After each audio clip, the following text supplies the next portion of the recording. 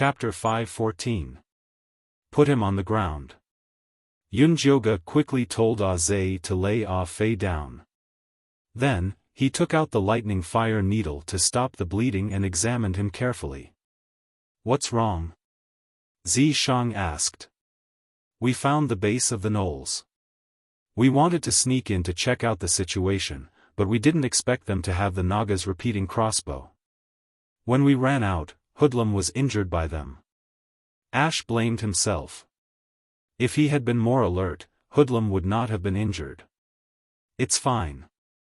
There's no poison in the arrow. Just go back and rest."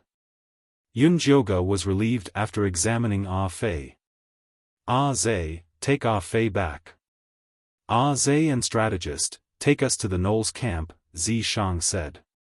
Zai didn't want to do this, but he didn't dare disobey Zishang's orders. He could only carry Fei away. "Zai, how are you? Do you want to rest before going?" Yunjioge saw that Zai didn't look too well. "I'm not tired, but the Knolls just discovered us. If we go now, they'll be on their guard." Zai frowned. "Don't worry about that.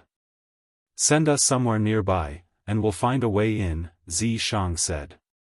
"Okay, we'll send you there." Zai and strategist took Yunjioge and Zishang east.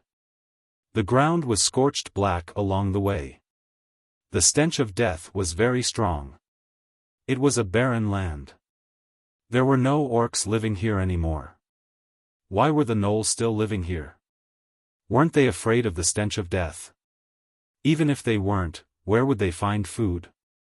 Yunjioge thought it was strange, but he couldn't ask Zishang while flying.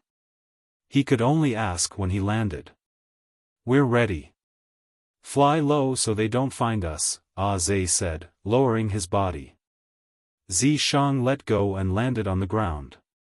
He shouted to Yunjioge, "Jump." Yunjioge jumped into his arms. "Another mile and we'll reach the Knoll's camp," Zai said after landing. "We can go there ourselves. You guys go back to Eagle Cliff." Zishang waved his hand. "No, it's too dangerous. Elder Bai told us to stay by your side at all times."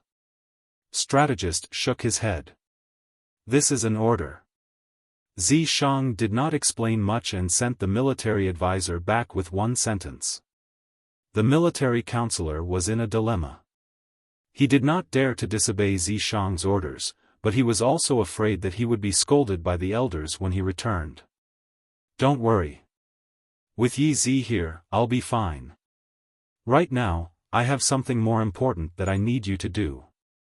Yunjioge was much gentler than Zishang. "What mission?" the military counselor asked hurriedly. Leaving with a mission and leaving dejectedly were two completely different concepts. "Go and find the rabbit tribe and tell them about us building the city. If everything goes well, the rabbit tribe will be able to reunite in the new city tonight." Yunjioge said earnestly to the military counselor, "These rabbit people are very important. You must love them as much as you love us." "Don't worry, Miss Yun. We understand." The military counselor nodded. When he left this morning, he also felt that it was dangerous to leave a Gu alone to protect the rabbit tribe. It was a good time for him to go and take a look at the situation. Huey's face was cold, and he did not interrupt from the beginning to the end. His attitude was that he would do whatever Yunjioge said. "Let's go." The military counselor and Hui bade farewell, and the two eaglemen turned and left. "Since the rabbit tribe is so important, why didn't you bring them back?" Zishang asked curiously. "I didn't bring them back because I wanted to keep them as bait," Yunjioge said mysteriously. "You suspect that there are spies around us?" Zishang raised his eyebrows. "They might not be spies. They could be controlled beastmen." Yunjioge could not open his spiritual eye to check all the beastmen, so he could only use this stupid method. It would be great if there were none, but if there were, then he could catch them all in one go. Yunjioge and Zishang ran as they talked. Soon, they arrived at a large patch of dark red grass. The grass was half a person's height, and the redness was unbearable. There was also a pungent smell coming from it. The Knoll tribe was in the center of the grass. These Knolls did not seem to know how to live. They had built a few straw sheds at the side, and it was obvious that they were holding the rabbit tribe captive. There was not a single guard in the surroundings. It was no wonder that Ah Hui and Ah Fei could not help but go down to investigate. There are many Knolls around, waiting for us to walk right into their trap. Zishang's eyesight was much better than the eagleman's.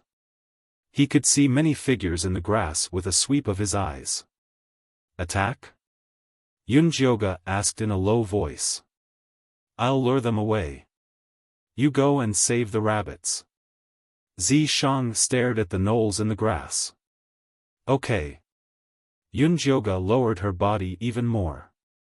Zishang pounced forward like the wind and kicked the Knoll closest to him away. The Knoll was like a cannonball that had gone out of control. It flew in circles and crushed countless weeds. Ow ow ow. The Knolls all exploded. They raised their bows and charged at Zishang. Zishang moved like a bolt of lightning, sending the Knolls closest to him flying. Then, he stealthily led the Knolls to the side. Yunjioge took the opportunity to run toward the straw sheds. She did not open the door and rush in. Instead, she poked a hole in the straw sheds and peeked inside. She saw a huge metal cage inside. The unconscious rabbit men were stuffed tightly inside the cage.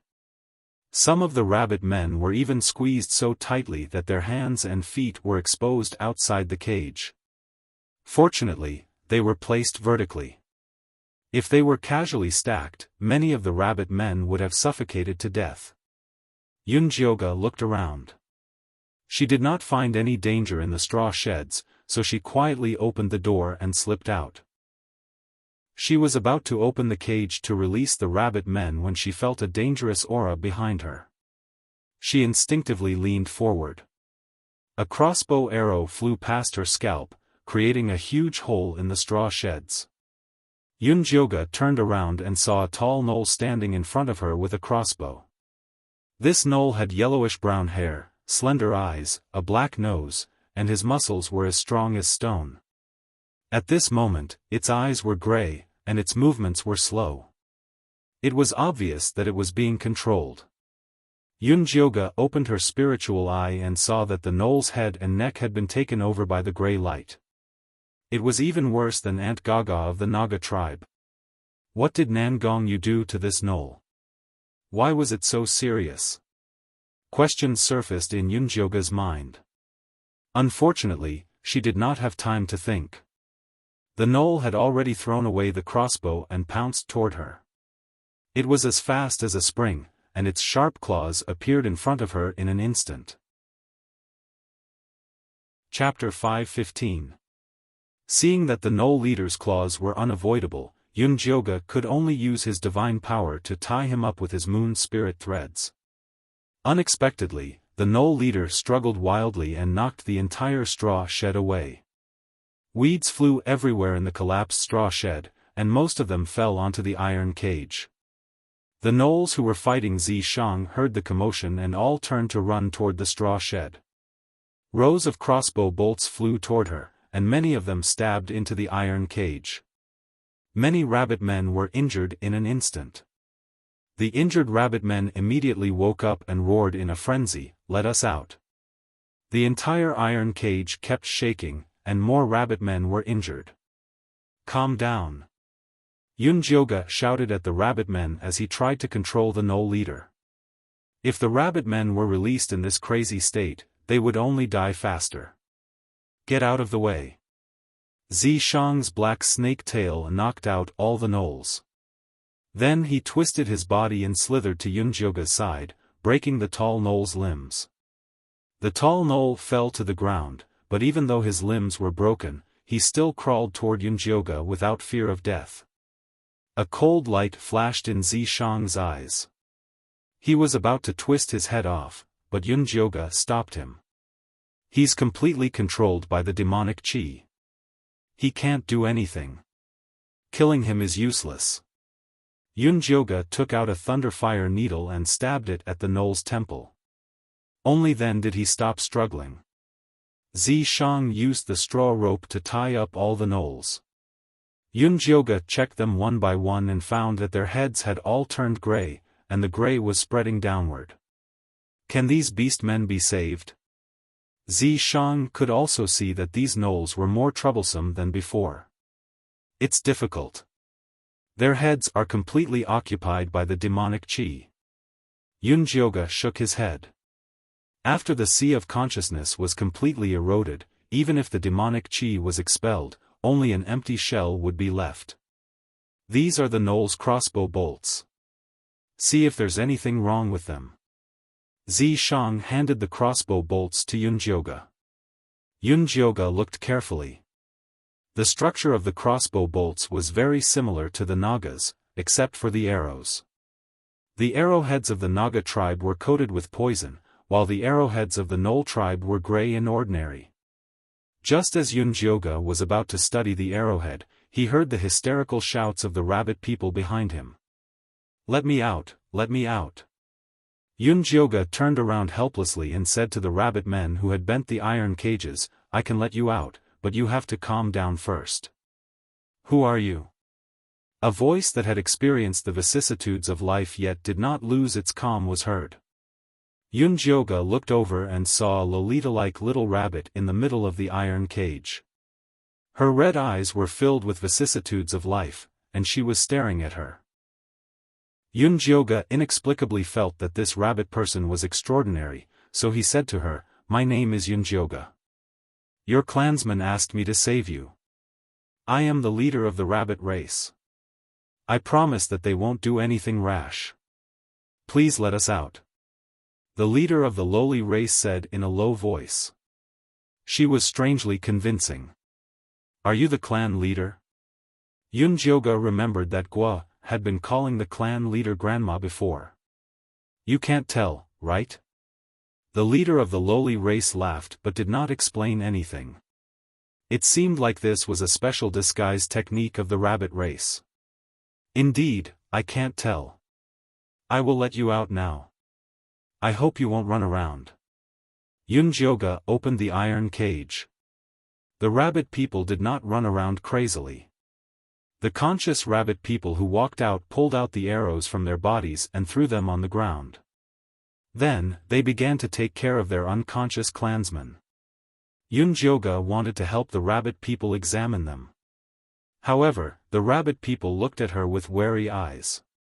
Clearly, they had not let down their guard. "I am a spirit doctor. Only I can cure your poison," Yunjioge said to the leader of the rabbit people. "Then please help me take a look." The leader of the rabbit people trusted Yunjioge. Clan leader. The other rabbit people were unwilling. The leader of the rabbit people waved her hand and took the initiative to walk towards brother Yunjio. Yunjioge reached out to take the pulse of the leader and found that their meridians had been sealed by a special poison. However, this poison was very light. It could be dispelled without using divine power. "Clan leader, I will be inserting needles into your body to force the poison out. I hope you won't be nervous." Yunjioge took out the lightning fire and said to the leader of the rabbit people.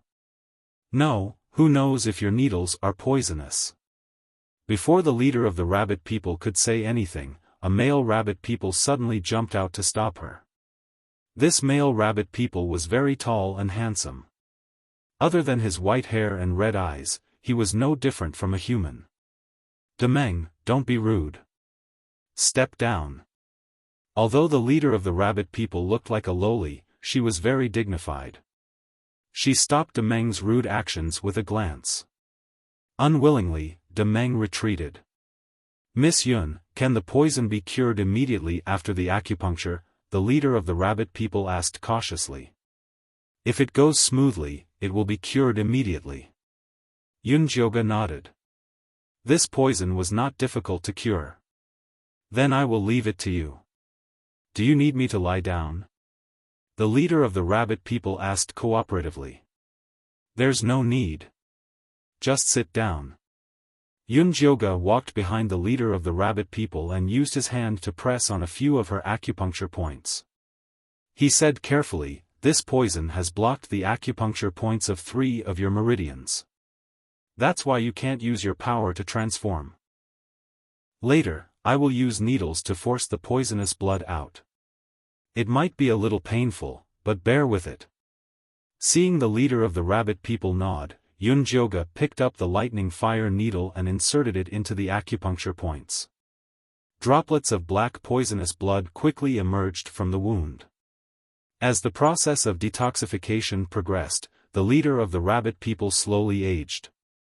Her hair turned white and wrinkles slowly grew on her face.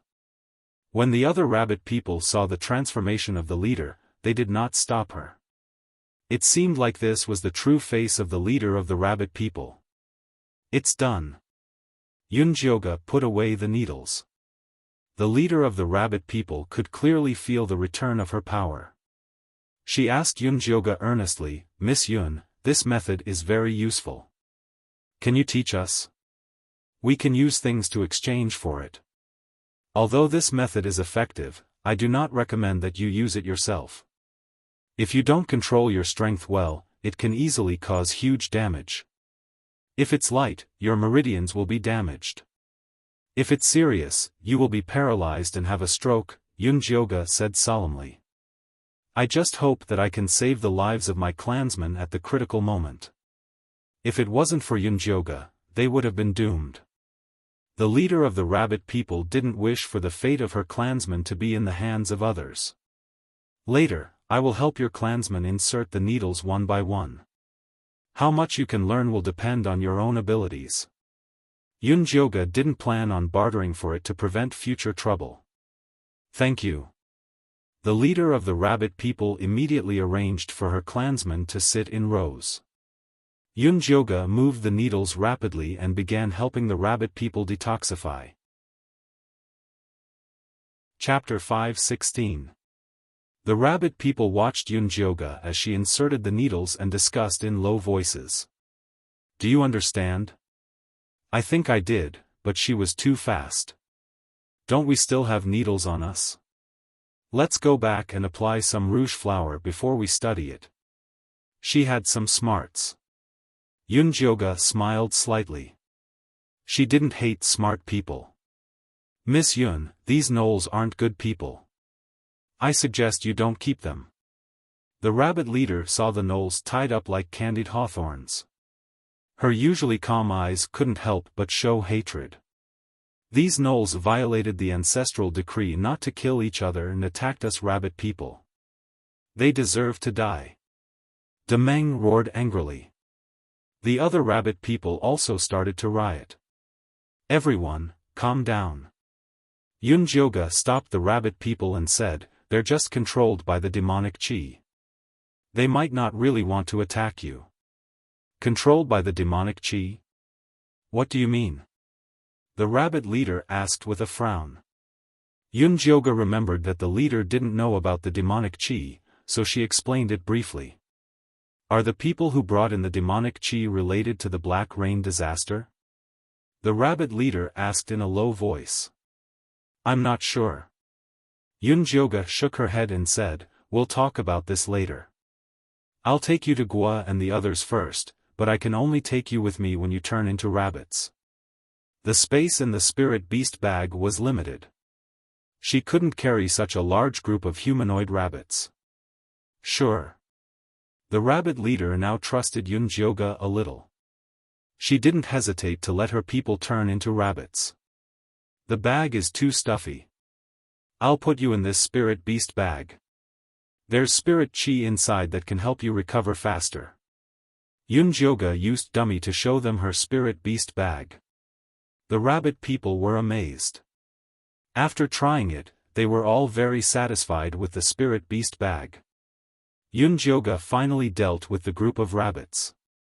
She was about to argue with Zishang when she saw him standing at a small dirt mound in the distance. "Look what I found." Yunjoga walked over to take a look and found that there was a big hole inside. There were thousands of black stones inside. What is this? Yunjoga picked it up and weighed it. It was very heavy. It wasn't an ordinary stone. It looked like iron ore. This is a common iron ore. Once it's refined, it can be used as a weapon. Zishang had been wondering where he could get some ores to refine into a weapon. Now, the problem was solved. No wonder the gnolls would stay in this godforsaken place. They're here for these ores. Needless to say, Nangongyu must have asked them to collect them. This trip was not in vain. Hurry up and put them away, Zishang said with satisfaction. Yunjoga bluntly put away all the vanadium ores.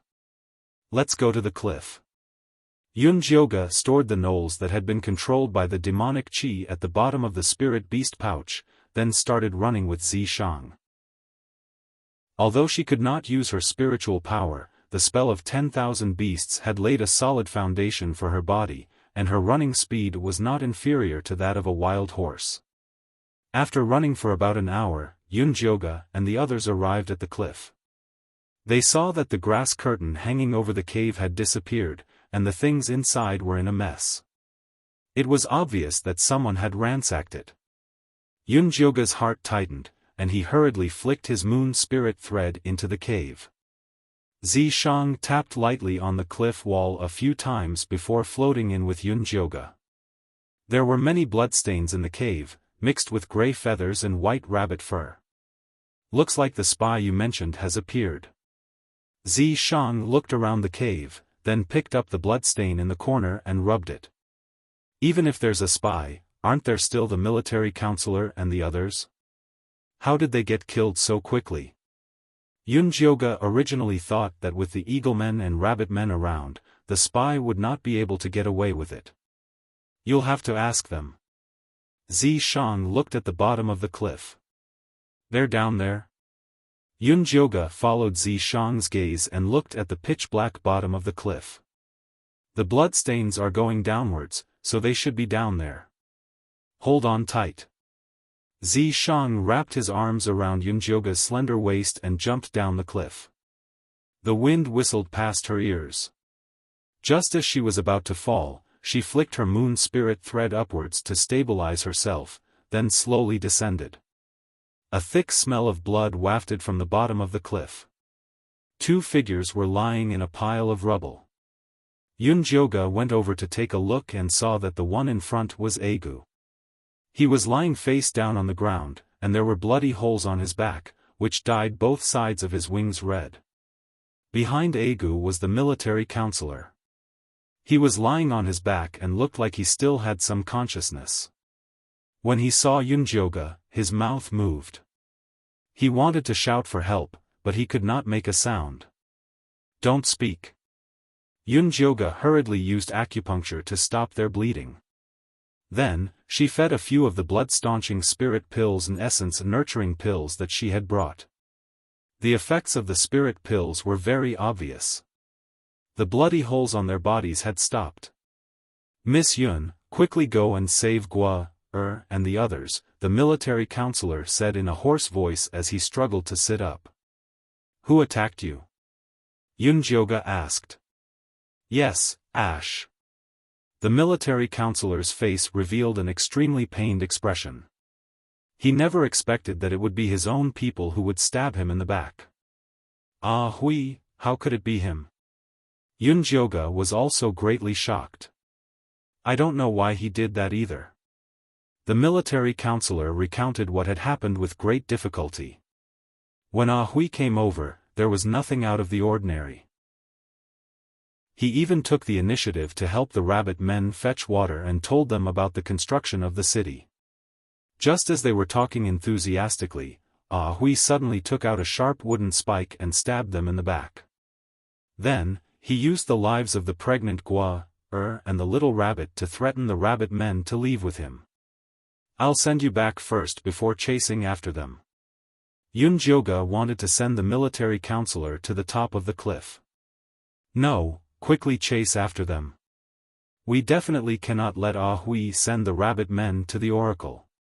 Otherwise, the eagle men race would not be able to atone for their sins even if they died 10,000 times. Alright, then I'll go chase after them first. I'll come back to pick you up later.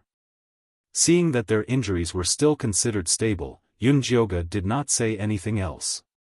He threw out his moon spirit threads and headed to the top of the cliff. Treasure-seeking scorpion, do you still remember the scent of the rabbit man that was with you previously? Can you help me find it? Yunjioge released the treasure-seeking scorpion. That rabbit was captured by someone. Who is so evil as to actually attack a pregnant female? The treasure-seeking scorpion shouted angrily. If I catch him, I'll definitely kill him. With that said, it jumped onto the ground and spun around a few times. Then, it pointed to the west and said, "There. Chase after him." Yunjioge threw the treasure-seeking scorpion onto his shoulder and quickly headed west with Zishang. After running for 2 hours, they finally saw a figure flying in the distant sky. It was Ah Hui. Should we directly shoot him down, or follow him to see where he's going? Zishang asked Yunjioge. According to his intentions, he wanted to cast a long line to catch a big fish, but Yunjioge might not be willing to let the rabbit men take the risk. Chapter 5:17. Let's go take a look first. Yunjioge thought about it and decided to follow. It would be best if he could find Nangong Yu's address. Yunjioge, Zishang and the rest followed behind Hui and saw him flying towards the death swamp. The deathly aura emitted by the death swamp had a strong corrosive effect on beastmen. Even flying in the sky would be shrouded by it. After Hui entered the death swamp, he slowed down and the feathers on his wings started to dim. However, he still continued to fly forward. Yunjioge released his god power to create a protective barrier and brought Zishang into the death swamp. After following Hui for about 1 kilometer, he passed through the miasma and landed on a flat ground. When Yunjioge got closer, he realized that behind the miasma was a grey fort. The fort occupied an area of 5 hectares and was 3 stories tall. It had no windows and only a square door. Currently, there were 2 lizard men guarding it. A few gray-skinned lizard men walked out stiffly and took Hui in. Could this be Nangong Yu's base? She actually dared to stay here? Yunjioge was very surprised. A cultivator without the protection of spiritual energy was no different from an ordinary person. Wasn't Nangong Yu afraid of being contaminated by living here? Let's go take a look. Zishang pulled Yunjioge's hand and silently approached the fort. There were beast men guarding the fort. All of them had gray-skinned glazed eyes and looked like stone statues. Yunjioge opened his spiritual eye to take a look and realized that these beast men were filled with demonic aura. It was even worse than the previous lupus. The previous lupus could only be said to be controlled. These beast men had completely turned into puppets. It was no wonder that they were not afraid of the deathly aura and the miasma. Zishang picked up a stone and threw it at the heads of the 2 lizard men guarding the gate. When they raised their heads to look around, he threw another stone into the swamp at the side. The 2 lizard men walked over stiffly to take a look. Yunjioge and Zishang took the opportunity to sneak in. The entrance was completely dark without any light. A slightly familiar voice came from not far away. Why are there only so few rabbit men? Yunjioge stretched his head out to take a closer look. The ones who spoke were the leopard youth and the lizard man who intercepted them when they entered the secret realm. In this lifeless place filled with puppet beast men, the 2 of them were strangely awake. Yunjioge opened his spirit eye and discovered that the 2 beast men were also covered in golden light that was protecting their sea of consciousness. The leopard youth's golden light shone on his chest, while the lizardman's golden light shone on his ears. It was more intense than the rabbitman's, but not as intense as dummies. Strange, since these 2 beast men had golden light protecting their bodies, why weren't they captured? Could it be that there was something special about them? The rest of the rabbit men must be with the gnolls. Do you even need to ask? The lizard man said. All right, take these rabbits to the prison and put them there. The leopard youth handed the rabbits back to Ash and pointed the way for him. Carrying a big bag of rabbits, Hui turned around and walked out. Rabbits, I can only help you fight for this little bit of time. The leopard youth sighed. Stop talking nonsense, hurry up and report to the Lord. The lizard man said coldly. Sigh, let's go. Hopefully, we can make it out alive this time. The panther race youngster gave a long sigh before patting his chest. The golden light on his chest gradually extinguished and black gas filled his body. His skin turned gray and his eyes became lifeless, turning into a puppet. The lizard man rubbed his ears and put away the golden light. After turning into a puppet with the leopard youth, they slowly walked into the depths of the castle. I'll go with them to take a look, bring Ash and the rabbits back. Yunjioga gestured to Zishang. Can you do it by yourself? Zishang didn't agree. I'll just go and take a look, I definitely won't act rashly. Yunjioga felt that he was much more cautious than Zishang. All right. Zishang nodded and split up with Yunjioga. Yunjioga followed the leopard youth and the lizard man to a large door deep in the castle. This large door was made of gray stone and there were all kinds of totems carved on it. There were also 2 monkey demon corpses guarding the door. Yunjioga's heart tightened when she saw the 2 monkey demon corpses. In this secret realm, only Cho Sun could have monkey demon corpses. These 2 monkey demon corpses had changed a lot compared to the outside world. They had giant sharp teeth, gray stone-like skin, and their bodies were releasing a thick death aura. Their cultivation bases were in the Golden Core realm. She didn't know how Cho Sun did this. Yunjioga's heart was filled with questions and she didn't dare act rashly. She saw the 2 monkey demon corpses look over the leopard youth and the lizard man before letting them in. The gray door was only opened enough for them to pass through, but it was a pity that Yunjioga couldn't see anything from her angle. She didn't dare take the risk of drawing away the 2 monkey demon corpses, so she could only silently wait. It was a good thing that the leopard youth and the lizard man quickly came out and then slowly walked outside. Yunjioga considered it for a bit before giving up on looking for Cho's senator. She turned around and followed the leopard youth and the lizard man. Seeing their sober appearance, they would definitely be able to give her a lot of information. At this time, a sharp alarm sounded in the castle. The leopard youth and the lizardman's gray light suddenly rose as they charged at the source of the alarm. Yunjioga's pupils shrank and she suddenly shot out a moon spirit thread to tie up the leopard youth and the lizard man. Then she quickly put them into her spirit beast bag. Let's go. Zishang quickly ran over to Yunjioga with Hui on his shoulder. Behind him was a large group of beastmen puppets. Countless crossbow bolts were shot at him, but they were all sent flying by his sleeves. Put them away. Yunjioga threw the spirit beast bag to Zishang and followed him outside. What happened? There was a monkey corpse with a keen sense of smell in the prison and I was accidentally discovered by it. Zishang felt that he was really unlucky. He had knocked Hui unconscious and was about to go find Yunjioga, but he never thought that he would be discovered by a monkey corpse with a giant nose. Although he had knocked out the monkey corpse with his tail, it still triggered the alarm. I followed those 2 beast men inside and found 2 Golden Core realm monkey corpses. Yunjioga described the appearance of the 2 corpses. It seems like the ones inside are either Cho Sun or Nangongyu. Should we go find them? Zishang was a bit moved. Save it, can you beat them? Yunjioga said as he sent a leopard puppet flying. Who says this venerable can't beat them? Zishang was a bit dissatisfied. Yunjioga was looking down on him too much. Alright, fighting alone isn't your style. You should go back and gather the Beastman army to crush them. Yunjioge comforted him. Good idea. Zishang threw Yunjioge onto his body, and his lower body turned into a black snake tail, sending countless beastmen flying. Chapter 5:18.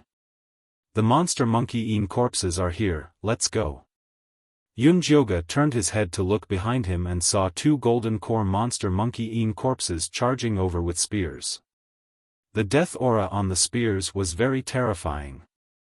Help me, I'll directly leave the death swamp. Zishang's tail smashed the wall and he jumped out of the castle, instantly arriving at the edge of the death swamp.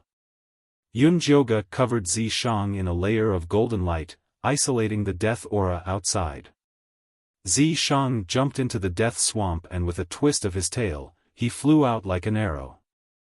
There were several fast beast puppets that chased after him, but they immediately sank into the swamp. The monster monkey-eaten corpses looked at Yunjioge and Zishang flying away, pounding their chests as they let out angry roars. Behind the gray stone door, Cho Sen, who was studying the golden beast puppets, looked up when he heard the commotion. He called the monster monkey-eaten corpses in, and after communicating with them, he found out that a woman and a snake person had come in to cause destruction. Yunjioge, right? Cho Sen suddenly laughed, his left eye was dark and strange. So what if you are the reincarnation of a goddess? No one can stop our otherworldly demon race from starting a great journey. After Yunjioge and Zishang charged out of the death swamp, they wildly ran for another hour. After confirming that the beast puppets would not chase them, they let out a sigh of relief. We have to find a safe place to stay as soon as possible. Yunjioge looked at the darkening sky and his heart began to sink. The night in the secret realm was very dangerous, the death aura would spread very quickly. Other than the deformed dead beasts, no other animals would dare come out. Even if Yunjioge had divine energy protecting his body, he would not dare try it. Zishang looked at the incomparably empty field. He was afraid that it would be hard to find a safe cave before nightfall, so it would be better to make a hole here. He raised his hand and pressed down on the ground. Gray Yin Chi came out of his palm and drilled into the ground. A round hole immediately appeared in front of Yunjioge. All right. Zishang held Yunjioge and jumped down. He sealed the hole and there was no trace of them in the field. You used Yin surely quite thoroughly. Yunjioge looked around the empty basement in front of him. Everything was made from Yin energy. Equivalent exchange, Fan Yin's favor is very valuable. If it wasn't for the special circumstances, Zishang wouldn't have wanted to sell it to Yin surely. It was too cheap for them to help build the city. How did Fan Yin owe you a favor? In Yunjioge's impression, the handsome monk was always dignified and solemn. He could not even crack a joke. How could he owe Zishang a favor? I told him that you wanted to take him into your harem, which made me feel very embarrassed. He felt that he owed me a favor. Zishang said rather evilly. I never thought of taking him in, okay? Yunjioge glared at him. No matter how bad he was in his previous life, he still had a bottom line. I know, I purposely tricked him. Zishang purposely made Fan Yin owe him a favor so that he could torment him in the future. You are so despicable. Zishang dared to use her. Yuling was right about him. Thank you for the compliment. Zishang smiled. He was such a despicable person, and he felt very honored. Release Ash. I want to ask him what's going on. Yunjioge decided to interrogate the traitor first. Zishang then released Ah Hui. Ash's usually cold face was very sluggish. He looked at Yunjioge in a daze. It was obvious that he was being controlled. Yunjioge opened her spirit eye and saw that his mind was filled with a ball of thick gray gas. Why is it like this? Previously, when Yunjioge had examined Ah Hui, he had not been controlled. Why did he suddenly erupt? Could it be that the demonic chi was so well hidden that even her spirit eye was fooled? Could it be because of this? Zishang gestured for Yunjioge to look at Ash's back. There was a bloody hole there. It was caused by the knoll's crossbow. Yunjioge suddenly thought of the special grey arrowhead of the knoll. She took out the arrowhead from her storage bag. Zishang released energy at the arrowhead. The arrowhead immediately turned into black and red demonic energy. With a whoosh, it burrowed into Ash's wound. After Yunjioge used her god power to extinguish the demonic energy, she asked Zishang, where did they get so many demonic stones? Why didn't the Naga race use these arrowheads before? If the Naga race also used these arrowheads, the Eaglemen race would have been wiped out. It probably has to do with the user's physique. The knoll is already a puppet, so it can make use of the demonic stones. However, the demonic stones shouldn't be able to turn the beastmen into puppets. They must have used other methods, such as the Gaga grass, to turn the beastmen into puppets. Only then can they make use of the demonic stones. Zishang gave his conjecture. It's getting more and more troublesome. Yunjioge sighed. She kept Ash in her spiritual beast bag and released the leopard youth and the lizard man. These two were even more wooden than Ash. Their bodies were covered in grey gas, just like the knoll. If Yunjioge hadn't seen them speak, she would have thought that they had become puppets. She injected her god power into the chests of the two beastmen. The two beastmen's bodies glowed with a golden light, slowly dispersing the demonic energy in their heads. Then, they opened their eyes. It's you? The leopard youth instantly recognized Yunjioge. Where is this? The lizard man looked at the earthy yellow basement warily. It's safe here. You've already escaped from the death swamp, Yunjioge said calmly. Zishang hid her breath and hid in the shadows. You rescued us? The leopard youth had a look of disbelief. This woman could actually pass through the death swamp and Grey Castle. She was too powerful. That's right. What are your names? Why did you go to Grey Castle? What happened there? What's behind that patterned door? Yunjioge fired off a barrage of questions. The leopard youth glanced at the lizard man. When he saw the lizard man nod, he slowly said, I'm Flowery, and he's Big Ear. We were captured and brought to Grey Castle. Behind the door is a man called Cho Sr. It turned out that Xiaofan and Big Ear were the first batch of beastmen to seek refuge with the Oracle. After receiving the Oracle's order to capture Yunjioge, they had been loitering at the entrance of the secret land. After Yunjioge escaped with Dummy that day, they planned to go back and report to the Oracle. They didn't expect to be recruited by Cho Sun to come to the Death Swamp and help him capture beastmen who could transform into beasts. Is the Cho Sun you're talking about a man who looks like a 5-year-old child? Yunjioge asked. No, Cho Sun is a tall and handsome man who looks very gloomy and scary. Big Ear shook his head. Did Cho Sun lift the curse? Yunjioge thought for a moment, then asked, why did Cho Sun capture beastmen who can transform into beasts? Chapter 519. He kept those beastmen in cages behind the door and drank their blood every day. Little Blossom shuddered at the thought. You too can transform too. Why doesn't Cho Sun drink your blood? Yunjioge was confused. These two beastmen were definitely high-quality products. How do you know we can transform? You're wrong. We can't. Little Blossom and Big Ear said at the same time. You don't have to lie to me. My eyes can see the golden light on your bodies. Yunjioge nodded at his eyes, then pointed at Little Blossom's chest and Big Ear's ears. Your golden light is here. Little Blossom and Big Ear's faces tensed up. The next moment, they suddenly attacked Yunjioge. But before they could get close to Yunjioge, they were sent flying by a strong force. They slammed into the wall. Behave, or I'll break your necks. Zishang cracked his knuckles as he walked out of the shadows. He stood beside Yunjioge like an unshakable mountain. Little Blossom and Big Ear looked at him with complicated expressions. That attack just now made them know that this man was very strong. There was no way they could win. Don't be too nervous. I mean you no harm. The demonic air is everywhere. Only the golden light can save you beast-men. Do you know where the golden light on your bodies came from? Yunjioge asked directly.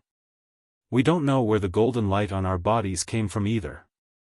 Little Blossom and Big Ear shook their heads at the same time. After he and Big Ear were intercepted by Cho-sen and brought to the death swamp, Cho-sen injected magic stones into them and turned them into gray puppets. These gray puppets were very strong and did not fear death, but they could not use magic stone tools. The second day after Little Blossom and Big Ear became puppets, they awoke to the golden light and regained consciousness, so he could not provide any useful clues. If you think of any clues, tell me immediately. Yunjioge did not expect Little Blossom and Big Ear to immediately tell him the secret of the golden light. If they knew where the golden light came from, they wouldn't be so weak. They would at least be at Dummy's level. Yes. Little Blossom and Big Ear quickly nodded. How are your people now? Yunjioge wanted to bring them to the city that Zishang built. There might be other people with golden light. My people are still in their original camp, Little Blossom said. Little Flower could guess what Yunjioge was thinking. He immediately said, I am willing to represent them and be loyal to you. You just need to give them a safe place to stay. The oracle looked at them like they were ants, but Yunjioge was calm. The divine emissary looked at them as though they were ants, but Yunjioge's gaze was calm. Lady Yun, I am also willing to serve you on behalf of the Lizard Men tribe. The conditions are the same as the Leopard Men tribe, Big Ear said solemnly. I agree, Yun said. We can. You. And, Little Blossom said, you. But we only have 2 hours of conscious time every day. Little Blossom smiled bitterly and pointed at his chest. The golden light there was fading. Me too, so I have no choice but to ask you to send someone to pick them up. This is a token from the chief. You just have to show it to my people, and they will follow you. Big Ear took off a black leather rope hanging from his chest. There was a series of gray scales hanging from it. Big Ear bit his index finger and smeared the blood on the scales. The gray scales immediately turned blue. Little Blossom took off his bracelet. There was a white tooth on it. He rubbed his blood on the tooth, too. The tooth turned black. Don't worry. I will send the Eaglemen to pick them up, Yunjioge said, taking their tokens. Thank you, Yunjioge. Little Blossom and Big Ear thanked him. Oh, I have one more thing to ask you. Yunjioge told her about the knolls, then took out the arrow made of magic stones and asked, do you know what's going on? Xiaofan picked up the magic stone arrow and looked at it carefully. He said, I remember that the oracle appeared in the Knoll tribe. The Knolls worshipped the oracle very much. Then, they got sick. The oracle gave them gaga grass to cure them. They volunteered to go to the grasslands to collect iron. I don't know what happened after that. It seemed that the prerequisite to consuming the demonic gaga grass was to worship Nangongyu. Yunjioge nodded to himself. If that was the case, then it made sense. Apart from Cho-sen, did you see anyone else with the oracle? Zishang asked. No. Actually, we have never seen the God Messenger's true face. She always wears a big white cloak, and her face is covered with a veil. Little Flower's voice was getting weaker and weaker. His face was gray, and he became a puppet again. Yunjioge put Little Blossom and Big Ear into the spirit beast bag. She asked Zishang, I wonder how Nangongli and Bailey Moyun are. She had a bad feeling. No matter what happened to them, they asked for it. They chose to believe Nangongyu and not them. I hope they're still alive. They were friends. Yunjioge didn't want them to become Nangongyu's puppets. The next morning, Yunjioge and Zishang returned to the bottom of the cliff. They found that Counselor and a Gu were gone. However, the clues they left behind indicated that they had returned to Eagle Cliff. Back to Eagle Cliff or the city? Zishang asked Yunjioge. Let's go back to the city. Yunjioge thought about it and decided to go back. That was her territory. That's right. Zishang looked like she was worth teaching. What kind of boss would run around all day? Of course, it was to wait for the minions to come. 2 hours later, Yunjioge and Zishang arrived at the construction site. From afar, the tall walls were very eye-catching. They could see the eagle people moving around the small mountain in the middle. There were also many snake people helping to build houses by the walls. Elder Bai and Meng thought that Zishang would need a long time to build the city. They didn't expect it to be done in just a few days. The two races immediately came over to take the position. Lady Yun, you're back. Ah Zhe saw them from afar and rushed over. Oh, right, how are Counselor and a Gu? Yunjioge asked. They're fine. They're recovering at Eagle Cliff. Did you catch Hui, that traitor? Ah Zhe asked excitedly. I did. Are Elder Bai and Meng here? Yunjioge asked. They're all in the mountains. I'll take you there. Ah Zhe said. No need. Go back and tell Elder Bai and Meng to gather all the orcs. I have something to say to them. Yunjioge decided to gather everyone and tell them about the gnolls. Okay, I'll go now. Ah Zhe flapped his wings and flew back. Chapter 520. Yunjioge was just about to enter the city when Zishang pulled her hand and pointed to a stone tablet not far away. He smiled and said, "Yin surely is quite considerate." Yunjioge followed his line of sight and saw a huge stone tablet at the city gate with two majestic words written on it, Cloud City. I didn't build this city. It should be called Purple City. Yunjioge felt that she had stolen Zishang's credit. In fact, Zishang had done as much as she did recently, but he always kept a low profile and hid behind her. This is the city I built for you. It's called Cloud City. It's worthy of its name. Zishang smiled. If it wasn't for Yunjioge's kindness, he wouldn't have cared about the lives of these beastmen and wouldn't have helped them like this. Cloud City it is. It was just a title. Yunjioge wouldn't be hypocritical and push it around with Zishang. The two of them walked into the city together and saw Elder Bai walking over with the little eagle man, Shui. Miss Yun, I heard you caught Ash. Is he really a traitor? Elder White didn't believe that Ash would betray the eagle men. However, if Ash really did something wrong, he hoped to settle it privately. Aqua didn't speak. He looked at Yunjioge with his light blue eyes. If Ash was really determined to be a traitor, the traitor's child would have a hard time in the future. That's right, Ash didn't betray you. All of this was caused by God's messenger. Later, I will explain this matter clearly in front of everyone. Yunjioge touched Aqua's head and gave him a cherry pill. Thank you. Aqua's eyes lit up when he saw this beautiful pill. He decided to give it to his father. That's great. Oh right, the bull-headed and centaur tribes have come to us. They're in the plaza now. Elder White was completely relieved. He knew the eaglemen wouldn't have cowards. They've all moved here. Yunjioge didn't expect Elder White to act so quickly. That's right. We brought food and moss to the centaurs and ox-headed tribes, and they moved over without hesitation. Sir Yin Shirley has already divided the area for them, and they've already started planting herbivorous grass and moss, Elder White said with a face full of confidence. That's right. Actually, the oxmen and centaurs didn't fully believe it at first.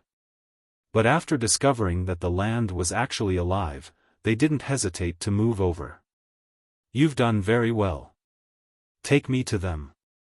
Yunjioga needed to get to know the first group of herbivorous orcs that sought refuge with him.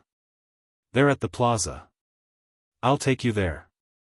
Elder Bai brought Yunjioga to the plaza. The square was very simple, and there was only a high platform in the middle.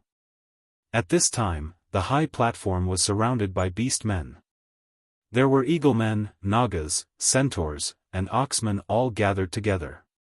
When he saw Yunjioga and Zi Shang, he immediately cheered, Lady Yun, Lord Yi Zi. The other orcs cheered as well, as if they were welcoming a triumphant hero. Yunjioga raised his hand to greet them with a reserved smile, then walked in front of the centaurs and ox-headed tribes. The leader of the centaurs was called Mang, and the leader of the ox-headed tribes was called Black Horn. Both of them were very tall, but they were so thin that bones could be seen everywhere. The tribesmen behind them also looked very weak. It was said that after the two tribes refused to submit to Sir Divine Envoy, they started to get sick and had no strength left in their bodies. Moreover, they couldn't eat ordinary plants, and could only eat the most tender and clean grass. But how could there be clean grass in this wasteland? The food that Elder Bai brought solved their predicament, so they made up their minds to come over and seek refuge. At worst, they would just die, but at least they could die with Yunjioga as ghosts. Don't worry and stay here. I won't mistreat you. Yunjioga simply said a few words to them, then went to the high platform in the plaza with Zi Shang. Zi Shang stood behind Yunjioga. His tall figure was like a mountain, and a sharp and dangerous aura spread in the air, as if it wanted to steal the air away. The beast men surrounding the high platform all tensed up, looking at Zi Shang with eyes full of fear. It was only when Yunjioga spoke that the suffocating atmosphere was broken. I believe that Elder Bai and Chief Meng have already told you about the demonic aura. You must have a lot of questions in your hearts. Today, I will explain it to you all. Yunjioga didn't waste any time and directly released the Knoll and Ash. She then told them about how Nangongyu released the strange disease, used the Gaga grass to demonize the Knoll, and made the magic stone weapon to pollute Ash. The beast men were in an uproar. The centaurs and ox-headed tribes' faces were ashen. Their tribes were also sick before. If it wasn't for the eaglemen coming to help them, they would have ended up like the Knoll. Miss Yun, can they still be saved? What if they get the strange disease? Mang and Black Horn asked at the same time. I haven't found a way to save them yet. However, you don't have to be afraid of the strange disease. It's because your bodies are too weak to resist the death aura. As long as you have a full stomach, you will be able to resist it. Yunjioga didn't mention that the golden light could dispel the demonic aura. This kind of thing was only suitable for private research. Then what should we do? Will we all become puppets in the end? Black Horn looked at the Knoll's lifeless eyes. He didn't want to become like that at all. So I need you to move the beast men of the other tribes into Cloud City as soon as possible. You beast men have no resistance to the demonic aura. It will only get more and more dangerous outside, Yunjioga said. Nangongyu must have taken control of many tribes. He had to save them as soon as possible. The Boer people next door also got the strange disease. I will go find them tomorrow, Black Horn said quickly.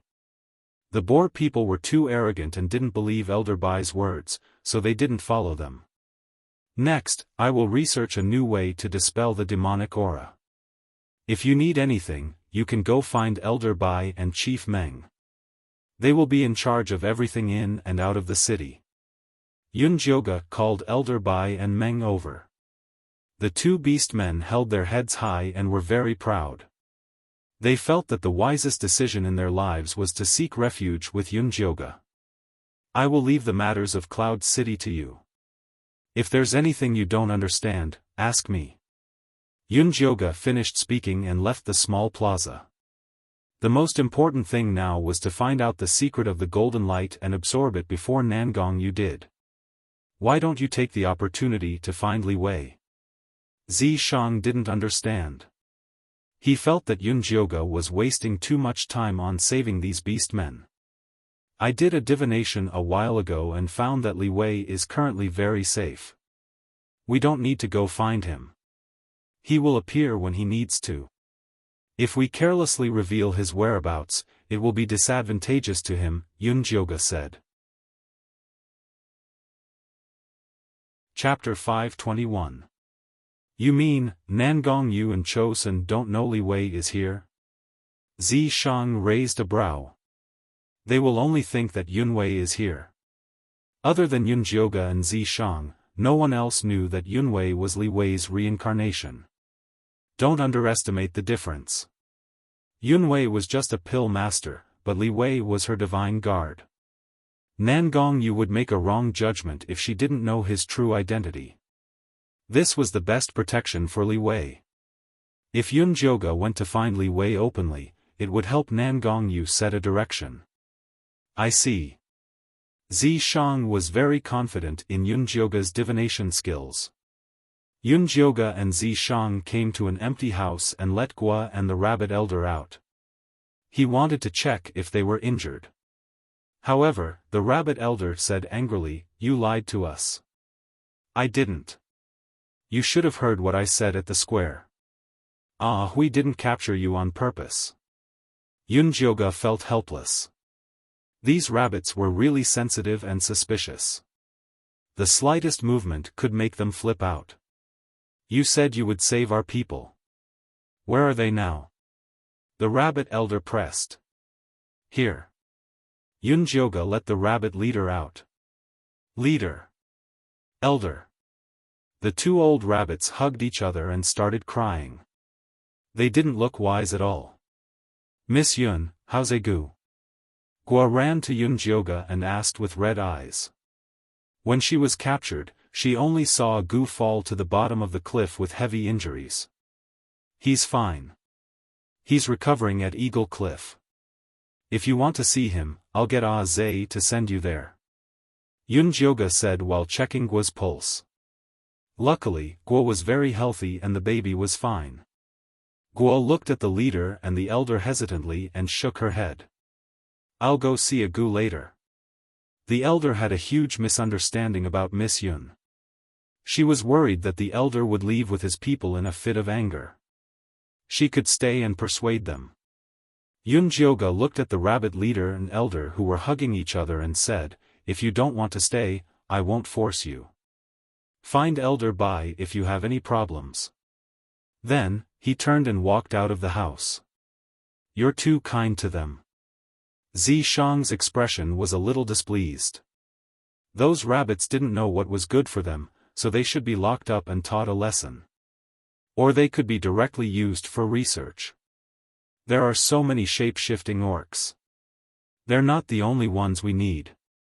When Dummy wakes up, he'll know the secret of the golden light. If the rabbit tribe was the only answer, Yunjioge would harden her heart and deal with them, but she didn't want to be the bad guy right now. All right. Zishang had originally wanted to secretly make the rabbit tribe suffer a little. Now that he saw that Yunjioge really didn't care about it at all, he dispelled that thought.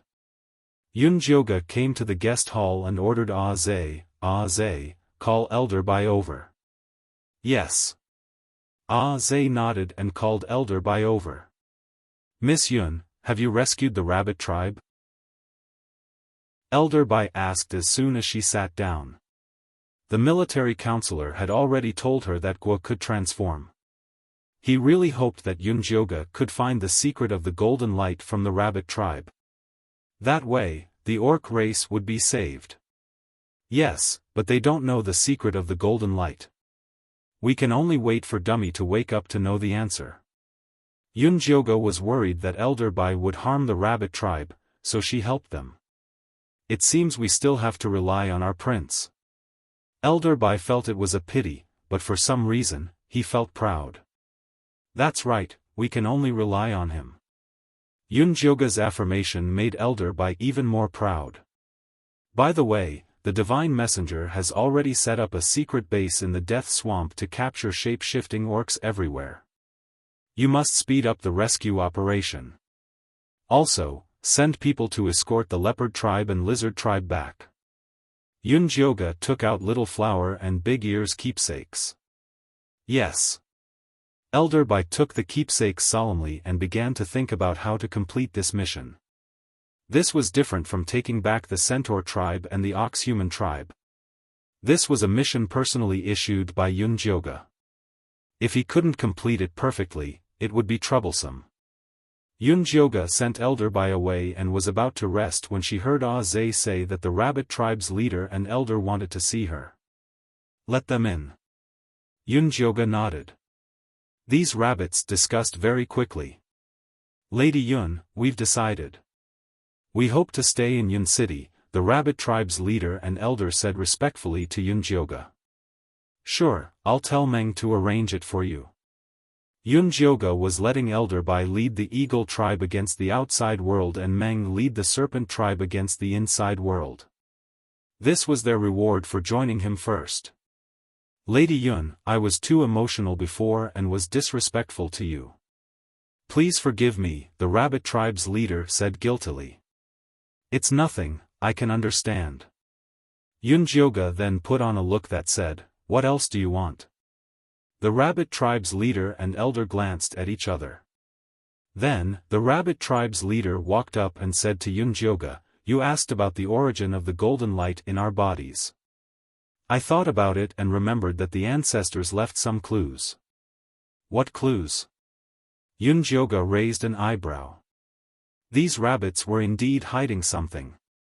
Lady Yun, before I tell you this clue, I hope that you can fulfill a few small requests of our rabbit tribe, the tribe's leader said bravely. Say it. As long as it's not too excessive, I can fulfill it. Yunjoga didn't dislike the rabbit's petty thoughts as long as they didn't go overboard. First, I hope that you can choose a suitable base in the city, the tribe's leader said carefully. You can only choose a base that hasn't been occupied. Yunjoga wouldn't chase away other beastmen for them. Of course, the tribe's leader said hurriedly. Alright, what's the second request? Yunjoga saw that the tribe's leader didn't look like an idiot. He probably wouldn't make any ridiculous requests. Second, I hope that you can accept Demeng as your guard. He's the strongest warrior of our rabbit tribe and also the fastest beastman in transformation. With him around, your safety will be guaranteed. The rabbit tribe's leader spoke of Demeng proudly. Sure. Yunjoga nodded. Demeng's male rabbit looked quite strong. Lady Yun, you are so generous. I thank you on behalf of the rabbit tribe. The rabbit tribe's leader knew when to stop. You only have these two requests. Yunjoga was very surprised. These were just two small requests. Even if they didn't use the clues about the golden light, she would still agree. Chapter 522. Yes, that's all. The leader nodded. Of course, she wanted more, but greedy rabbits didn't make people like them. I can give you two more requests. Tell me when you think of them. Yunjoga didn't want to take advantage of these two rabbits. Thank you for your kindness. The leader of the rabbits was happy. She knew Yunjoga was a generous person. She wouldn't lose out if she followed him. Okay, now tell me what the clue is, Yunjoga said. It's blood, the leader of the rabbits said seriously. Blood? Yunjoga immediately thought of what Little Flower had said. Cho-sun had captured the orcs and locked them in cages to drink their blood. Could drinking blood absorb the power of the golden light? If that was true, wasn't the leader of the rabbits afraid that he would eat them? Yes, it's our blood.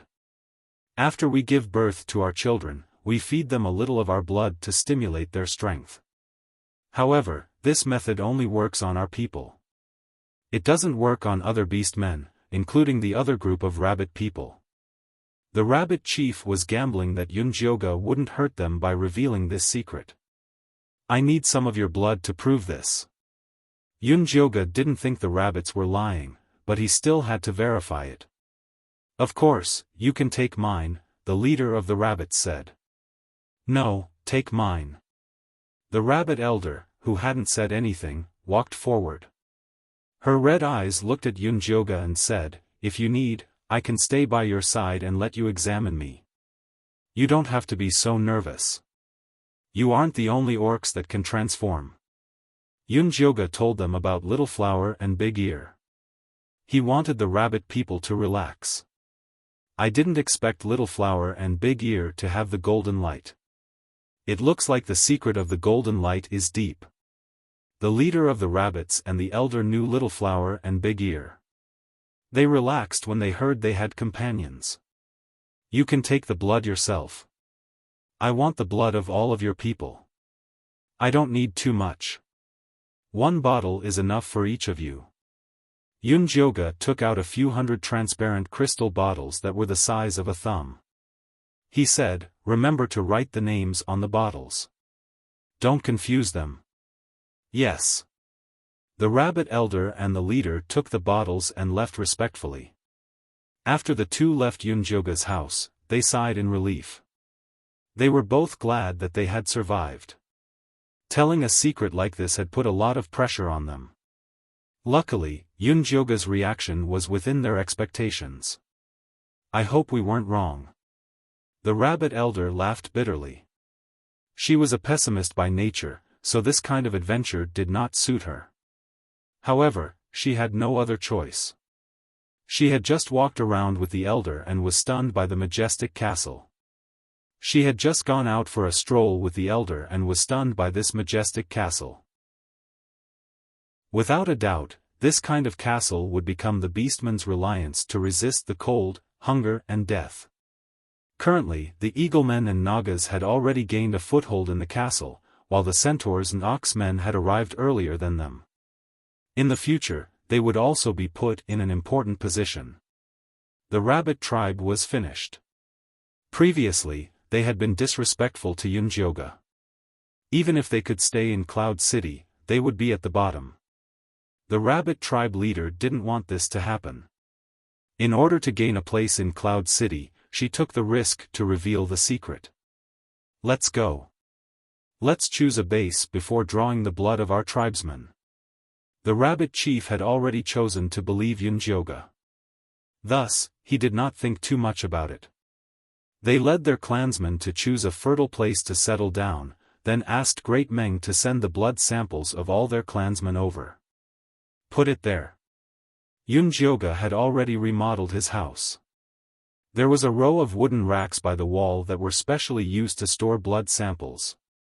At this time, there were already 3 tubes of blood on it. They belonged to Dummy, Xiaofan, and Big Ear. Demeng carefully poured all the blood into it, then looked at Yunjioge in awe. Miss Yun, do you have any other orders? Yunjioge was taking notes. Without raising his head, he said, there's nothing else. You can go down now. Yes. After Demeng left, he automatically stood guard at the left door. Ah Zhe, who was dozing off to the right, saw Demeng and said unhappily, Rabbit, go back to where you belong after delivering the things. Don't block the way. This is where I should go. Demeng looked at Ah Zhe coldly. The place you should go is the rabbit house, not here. Ah Zhe raised his eyebrows and made a fierce look. Miss Yun has already agreed to take me as a guard. You have no right to chase me away. Demeng raised his chin and looked at Ah Zhe with disdain. That's impossible. Only the eaglemen can be Miss Yun's guard. You're just a male rabbit. What right do you have to steal our position? Ah Zhe realized that he was being looked down upon by a rabbit. He was furious. They had fought with the Naga several times to get the position of guard. Because I can defeat you, Demeng said in a low voice. Before coming, the chief told him that he didn't need to hide his power. He had to let Miss Yun see his value. "Ha, a rabbit dares to say that he can defeat me?" Zhe thought this male rabbit was crazy. "If you don't believe me, come and try." Demeng showed a provocative expression. "I'll beat you to death." Zhe immediately flapped his wings and charged at Demeng. His fist brought with it a sharp sound of wind. Demeng rolled on the ground and dodged to the side. "Little rabbit, how come you're down before I even hit you?" Zhe laughed. Just when he was about to give Demeng a lesson, he felt a pain in his chest. His body flew out involuntarily. Demeng jumped up from the ground and chased after Zhe with extreme speed. His fists landed on Zhe's body, pressing him to the ground and beating him up. The orcs who passed by surrounded them and cheered as they watched the commotion. "Zhe, aren't you an eagleman? How come you're beaten up like this by the rabbit men?" "Ha ha ha, rabbits used to be the food of eagles. Now it's the other way around." Elder Bai heard the commotion and rushed over. Seeing that Zhe was beaten black and blue, he was about to go up and stop him. "Don't move." Yunjioga stopped Elder Bai. She had heard the commotion and came out. "Miss Yun, if you continue, Zhe will go crazy. Then, that male rabbit will be in danger," Elder Bai said urgently. "Zhe will go crazy? What does that mean?" Yunjioga's heart jumped. "Don't think that Zhe looks dumb and easy to bully. When he's really angry, he's very scary." Elder Bai hurriedly recounted Zhe's past. Chapter 523. His parents passed away when he was very young, leaving his brother, who was 3 years younger than him, to depend on each other. The tribe would distribute food to them regularly, but it wasn't enough to fill their stomachs. One day, Zhe saw that his brother was very hungry, so he sneaked him out of Eagle Cliff to pick fruits. He didn't expect to enter the territory of Gale wolf rabbits. Gale wolf rabbits were mutated species. They looked like rabbits but were crueler and more ferocious than wolves. The Gale wolf rabbit tore Zhe's brother apart and swallowed him. At the time, Zhe was only 10. When he saw his brother get killed, he suddenly went crazy. Not only did he kill the rabbits, but he also injured the people who went to find them. Later on, the old tribe leader personally brought him back. Elder Bai still had lingering fear when he talked about the past. Zhe, who was covered in wolf blood, was as scary as a demon. Although he returned to normal after waking up, he would lose control when he saw the Gale wolf rabbit. He would even be very aggressive when he saw the rabbit race. It wasn't until Agu's rabbit companion, Gua, appeared that his hostility toward the rabbit race decreased. But now that he was being suppressed by Demeng, he might very well go crazy. It would be too late to stop him. Was the golden light the reason for Zhe's madness? Yunjioga was still mulling over this problem when he heard Zi Shang say coldly, "Zhe, it was because you were too useless that your brother was killed by the Gale wolf rabbit." "What are you talking about?" Zi Shang was clearly rubbing salt on Zhe's wound. Yunjioga wanted to beat him to death. Zhe, who was waving his fists randomly, immediately froze when he heard Zi Shang's words. Demeng flipped away from Zhe. He just wanted to prove his power. He didn't want to hurt others. "Zhe, are you okay?" Elder Bai asked worriedly. Zhe looked up. His eagle eyes were eerily red. He let out a shrill scream and leaped toward Great Meng crazily. Demeng blocked with his hand but felt his arm was about to break. He couldn't help but fly back. He quickly steadied himself and counterattacked, punching at Zhe's ribs. Zhe dodged to the side and fought with Demeng.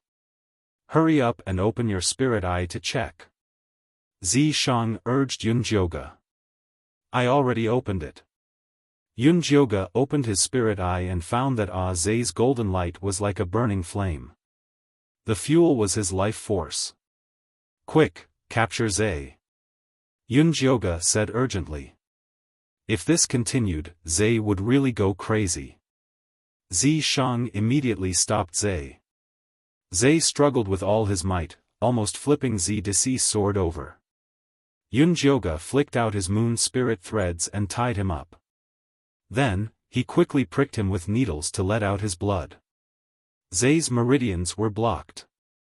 The golden light gradually faded, but he was unconscious. Is Zai okay? Elder Bai quickly came over. I'm fine. I just need to rest for a few days. Yunjioga stood up and looked at Demeng. You're injured. Do you want to go back and rest? No need, it's just a superficial wound. Demeng shook his head. The golden light on his body could heal wounds. Zai was strong, but he didn't deal a fatal injury to him. That's good. Yunjioga took Zai in to get his blood drawn and let Elder Bai send him back to Eagle Cliff. At this time, Yunjioga had already received 4 blood samples and placed them on the wooden shelves. The Leopard Men race and the Lizard Men race each took charge. The Eagle Men race had 2. The Rabbit Men race had 500. The blood samples of the 4 races were clearly different. The Leopard Men and Lizard Men races' blood was a little gray. It looked like they were slightly infected by devil chi. The Rabbit Men race's blood was very light. Some of it might have been absorbed by their bones, skin, and flesh.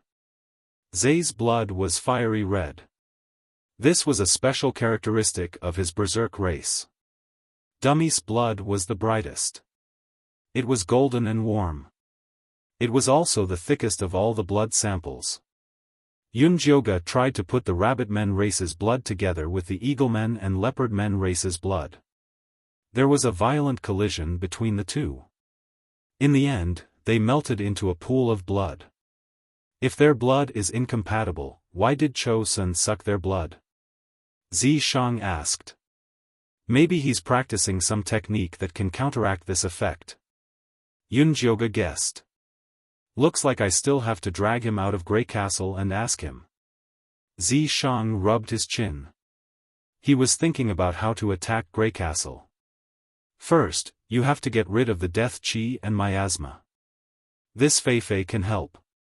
Second, you have to get rid of the puppet orcs. This is a little troublesome, Yunjioga analyzed. Because the puppet orcs were not afraid of death or pain. Ordinary orcs could not do that. Grey Castle should have many magic stone tools. Ordinary orcs could not resist them. In the current situation, we can only make the orcs awaken the golden light as soon as possible.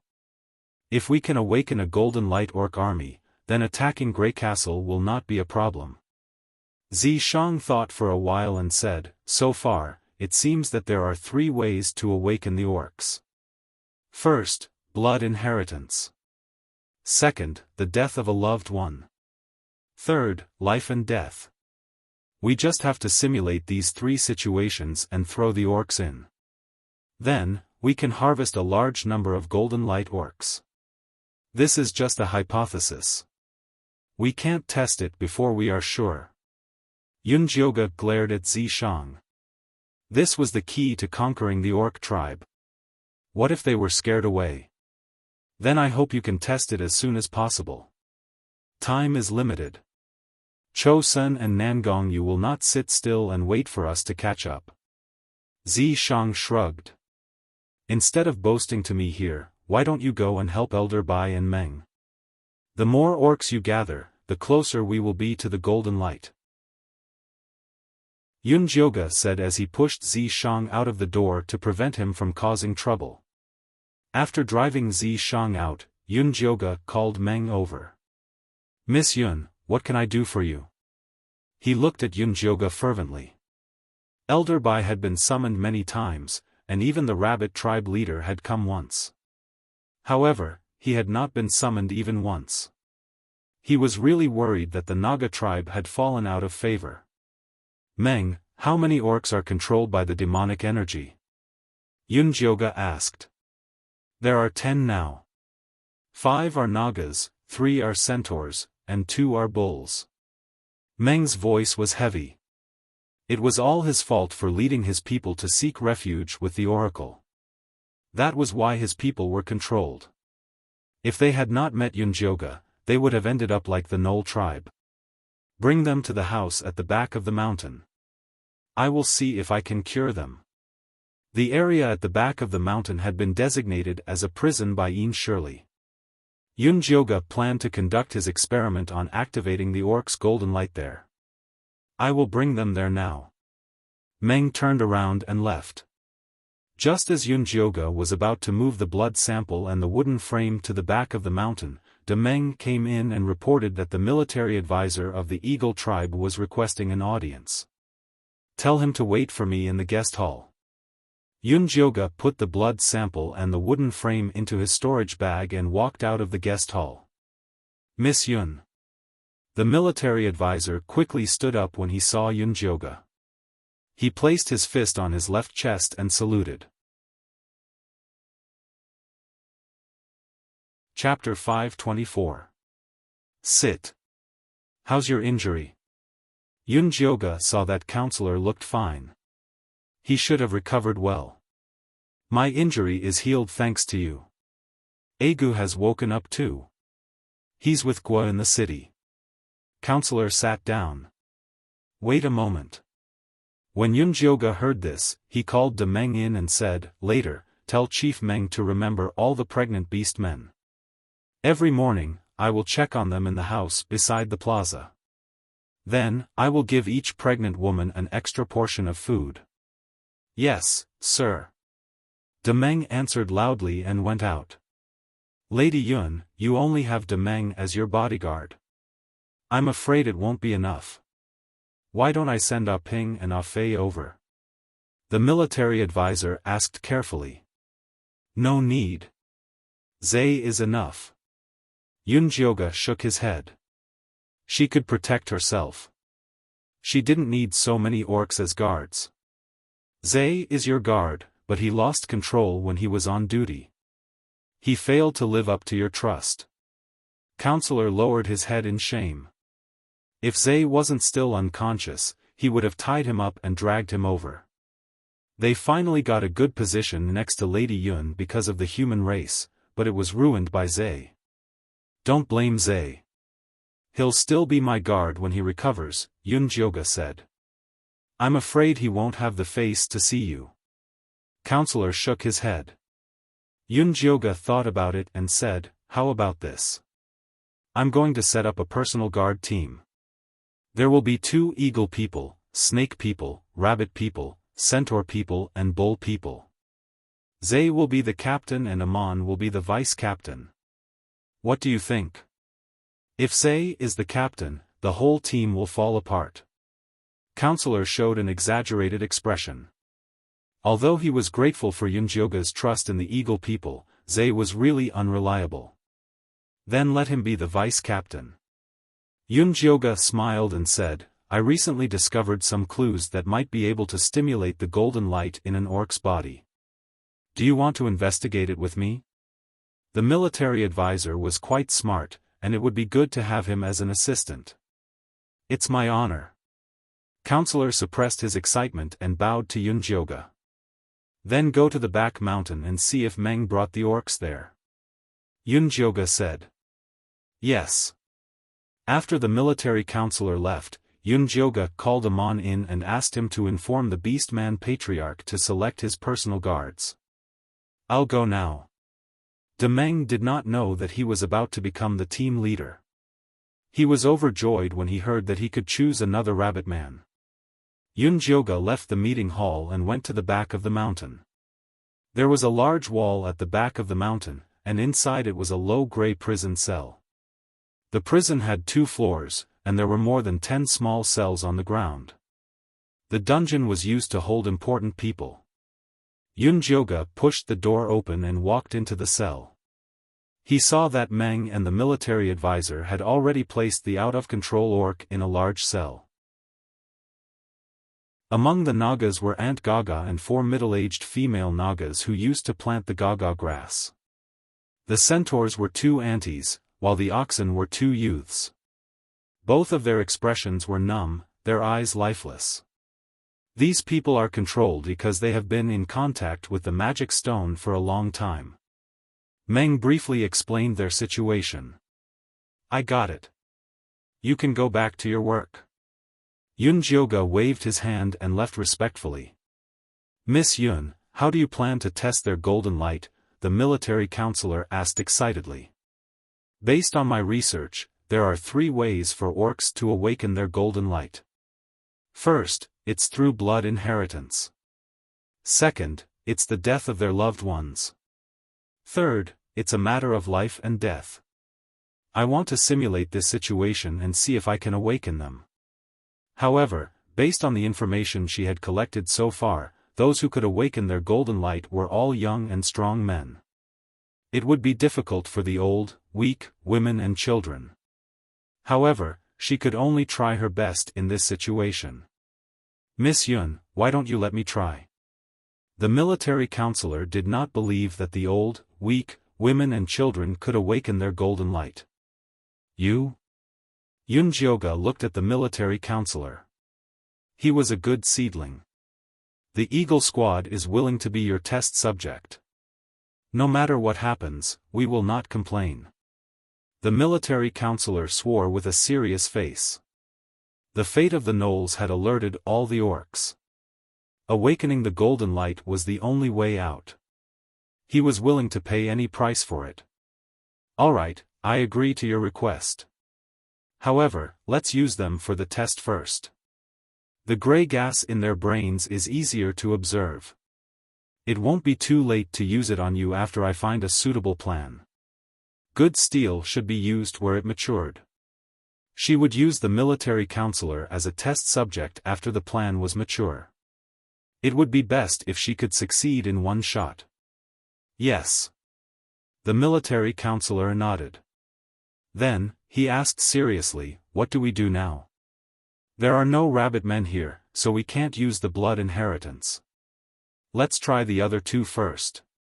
Find out the family situation of these orcs first, Yun Jioge ordered. The military counselor was stunned.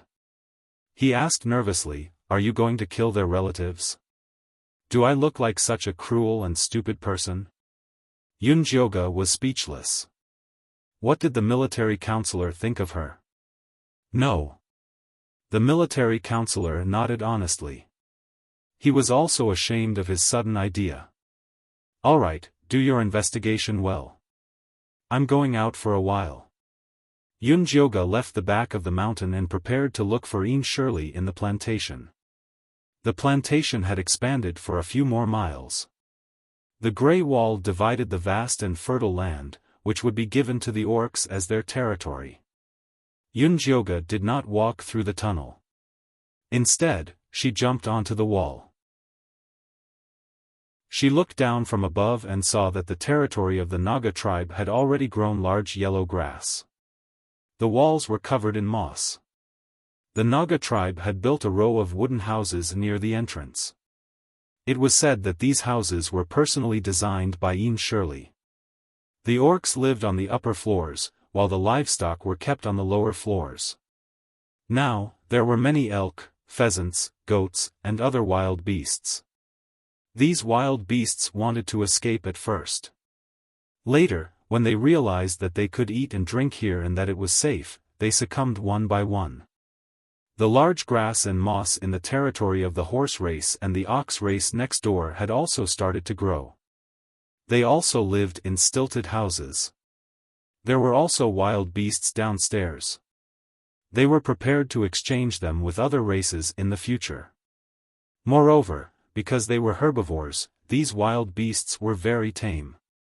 They were much easier to deal with than the Naga tribe.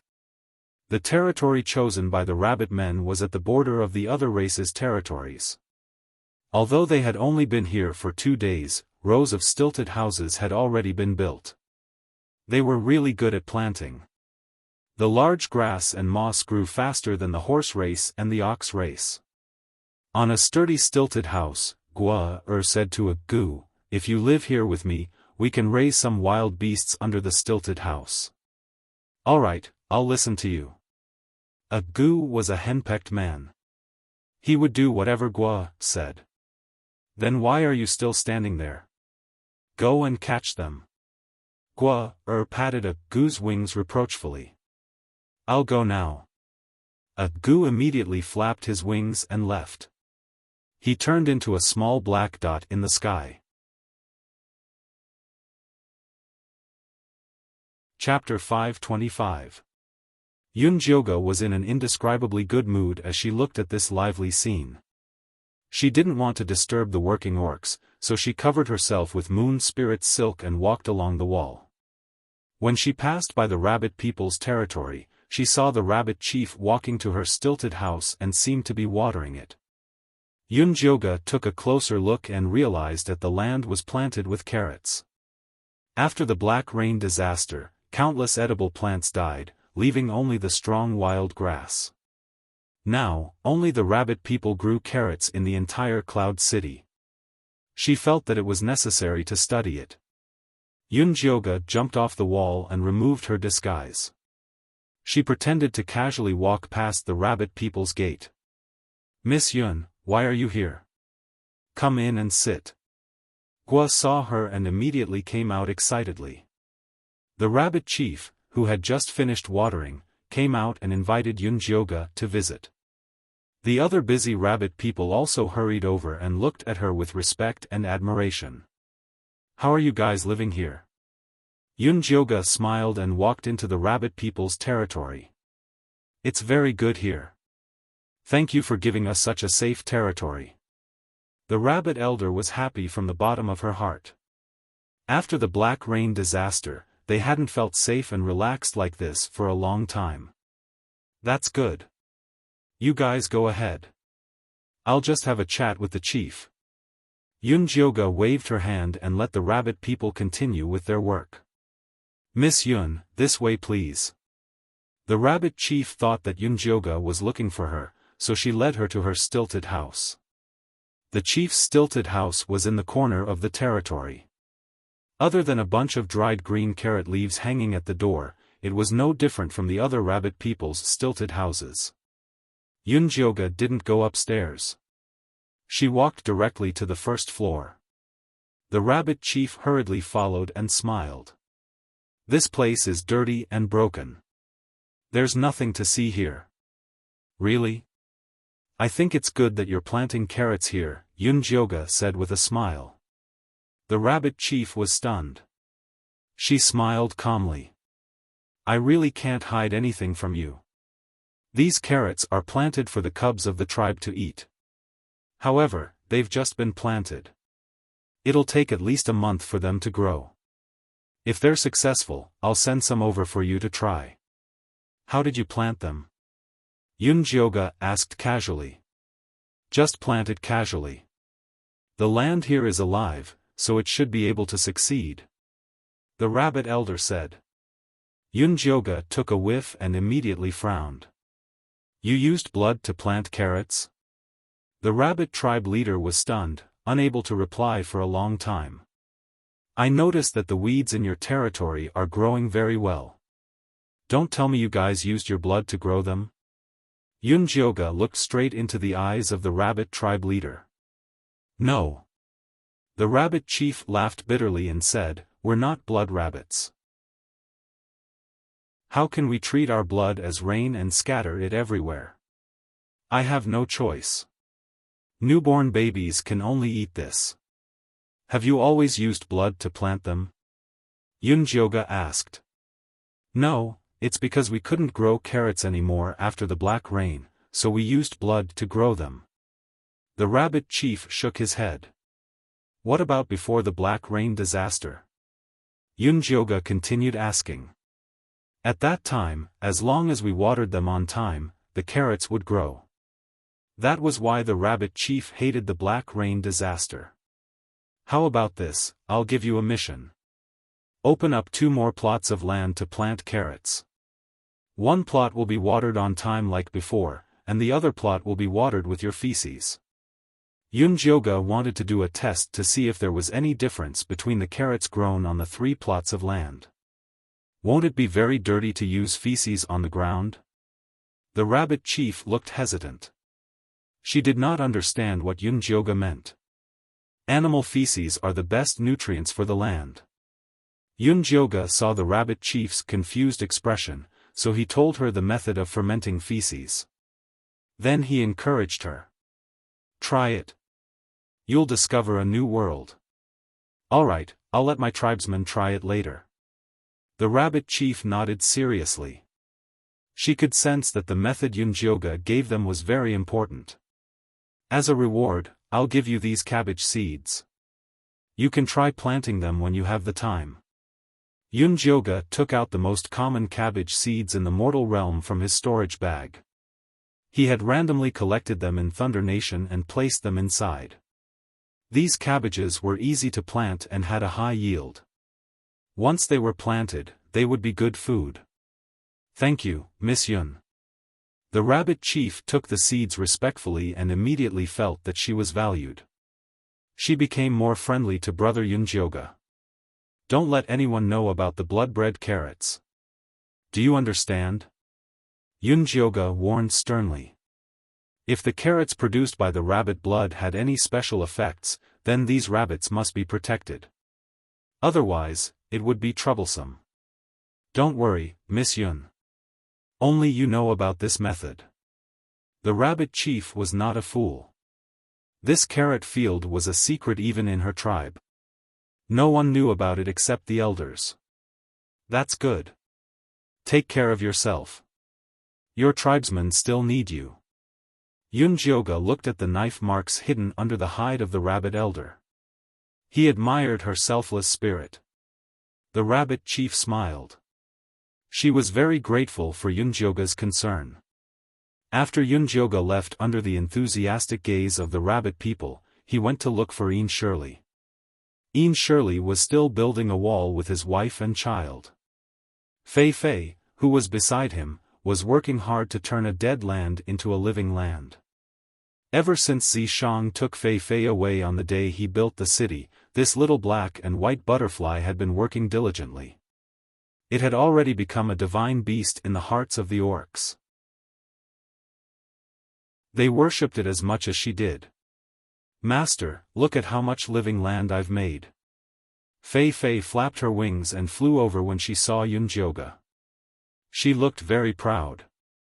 Good job.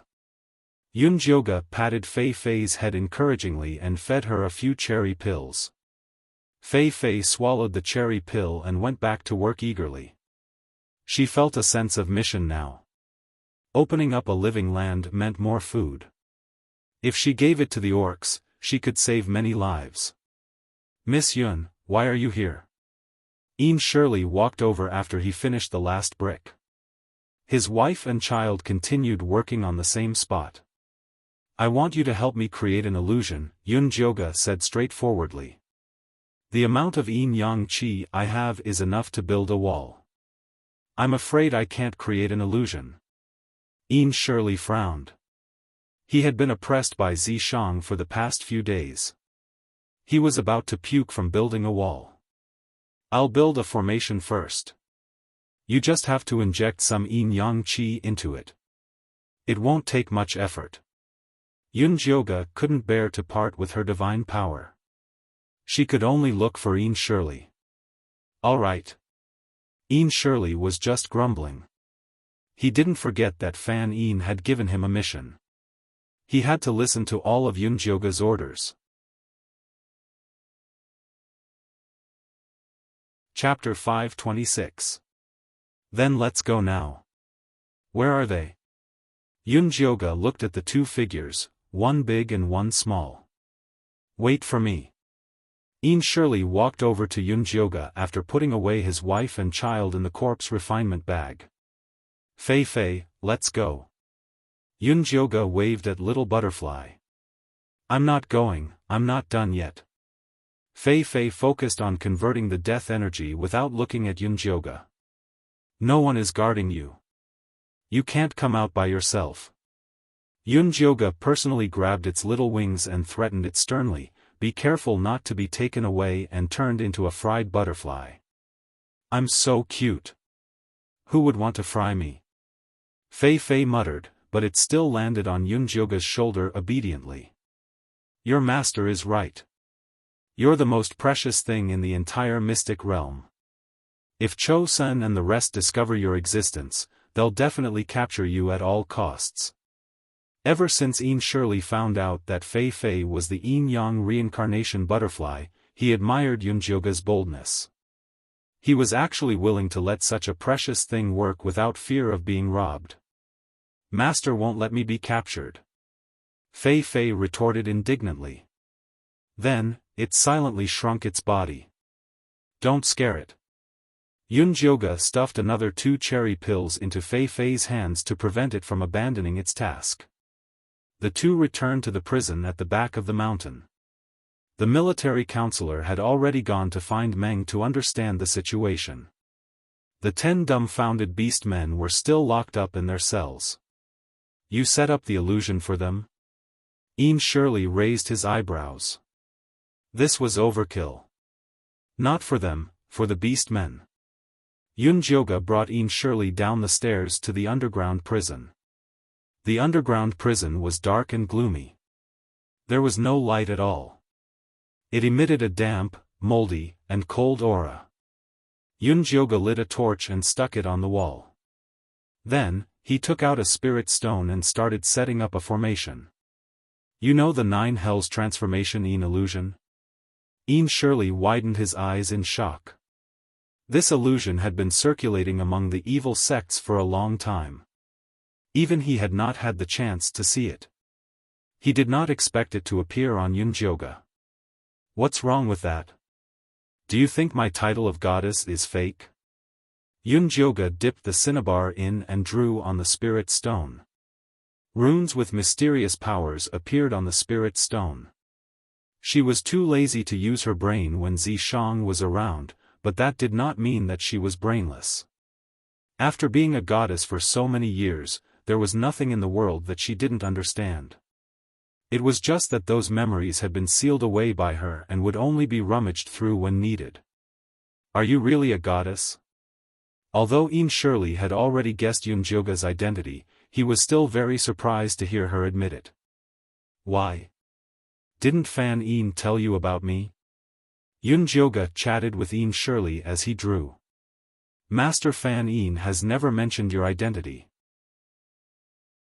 However, to be valued by him, I feel that you are not an ordinary person," Yin Shirley replied cautiously. In reality, the first time he met Yunjoga, he was very disappointed. Yunjoga was simply too weak. The only thing that stood out about him was his purple decease sword. After Yunjoga joined the Yin Corpse sect, he had been secretly observing to see if Yunjoga was hiding anything. After that, Ink Flower, White Bones, and Cho-san worked together to force Yunjoga, but Yunjoga still focused on escaping. He was so disappointed that he even suspected that Fan Yin had been deceived. But now, Yin Shirley finally understood that Yunjoga's strength wasn't due to her martial strength. Instead, it was due to her inexplicable strength that made people believe in her. Reality proved that she was always right. "I wasn't ordinary in the past, but I can't anymore. You still have to rely on yourselves to save this world." Yunjoga placed the spirit stones on Yin Shirley's palm and said, "Use your yin-yang qi to carve the spirit stones according to the rune patterns. I will teach you how to place them later." "Okay," Yin Shirley replied impatiently and started to analyze the rune pattern seriously. After he was done, these rune patterns were also carved in his mind. Next, Yunjoga taught him how to bury these spirit stones deep into the ground according to the position of the 9 nether formation. "It's done. You can go back and build your wall now." Yunjoga clapped her hands and prepared to leave. "Lady Yun, actually, those walls aren't that urgent. I can stay by your side and continue working." Yin Shirley learned the 9 nether transformation in illusory formation and realized that he had a better future by staying by Yunjoga's side. Are you sure you're not in a hurry? Yun Jioga turned to look at Yin Shirley and said with a faint smile, wait for Zishang to tell me that. Don't. I'll go back and build the wall now. Yin Shirley couldn't help but tremble when he heard Zishang's name. That despicable fiendish demon wanted to squeeze his bone marrow dry. If he found out that he was slacking off, he would be finished. Take Feifei away. Remember to look after it. Yun Jioga placed Feifei on Yin Shirley's shoulder. Transforming the deathly aura was what the little butterfly should be doing. Don't worry. Even if I lose my wife and child, I won't lose it. This was definitely the heaviest oath Yin Shirley had ever made. Don't be nervous. You just have to look after it and don't let it run around. Yun Jioga still believed in Yin Shirley. Moreover, Feifei had the ability to protect itself. It was just that one more person meant one more safety. Not long after Yin Shirley left with Feifei, the military counselor and De Meng hurried over. Behind them were the Eagle Man, Ah Fei, and an unfamiliar female rabbit person. Sir, Elder Bai recommended Ah Fei to be your guard, the military counselor said. All right. Yun Jioga nodded and looked at the female rabbit person behind De Meng. This rabbit person had slightly dark skin and short hair. Her slender figure was full of explosive power. Her expressionless face looked even colder than ash. Facing Yun Jioga's scrutinizing gaze, she only said 4 words, I am Maya. Maya was sent here by the chief. She is an expert in our tribe. It's just that she doesn't like to talk, De Meng hurriedly said. Actually, Maya was stronger than him. It was just that her personality was too strange. That was why the chief did not send her here. This time, when she heard that the guards were going to expand, she decided to send Maya here. Very good. You don't have to talk much to be my guard. Yun Jioga nodded. Then, he looked at the military counselor and said, have you finished what I asked you to do? Yes. This is the relationship between Aunt Gaga and the others. The military counselor took out a stone slab and began to explain to Yun Jioga. In summary, Aunt Gaga and the others had no children. They only had collateral relatives.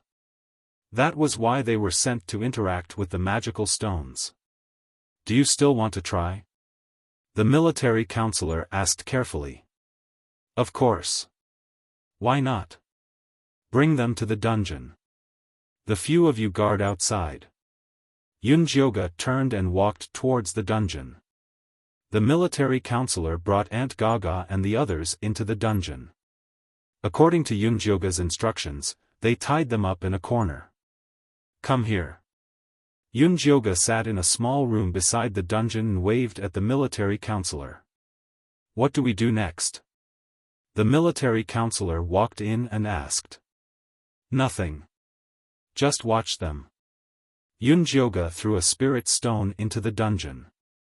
The 9 Gloom Yin illusion was officially activated. Chapter 527. The spirit stone that Yun Jioga threw fell to the ground silently. The 9 Nether Shift Yin illusion was activated instantly. A faint black fog rose and enveloped Aunt Gaga and the other beast men. The military advisor opened his eyes wide, trying to see what was going on inside. Unfortunately, his field of vision was completely dark. Miss Yun, what's going on? The military advisor turned around to ask Yun Jioga, only to see her solemn expression. Her pupils flickered with a faint golden light as she stared unblinkingly at the beast men inside the formation. Calm down and take a look. The black fog is their current soul state. Only by breaking free can they awaken the golden light, Yun Jioga reminded the military advisor without looking back. Yes. The military advisor calmed down and took a closer look. The black fog was swaying wildly as if someone was trying to break free. Yun Jioga could see more clearly than the military advisor. The 10 beast men were struggling in the illusion.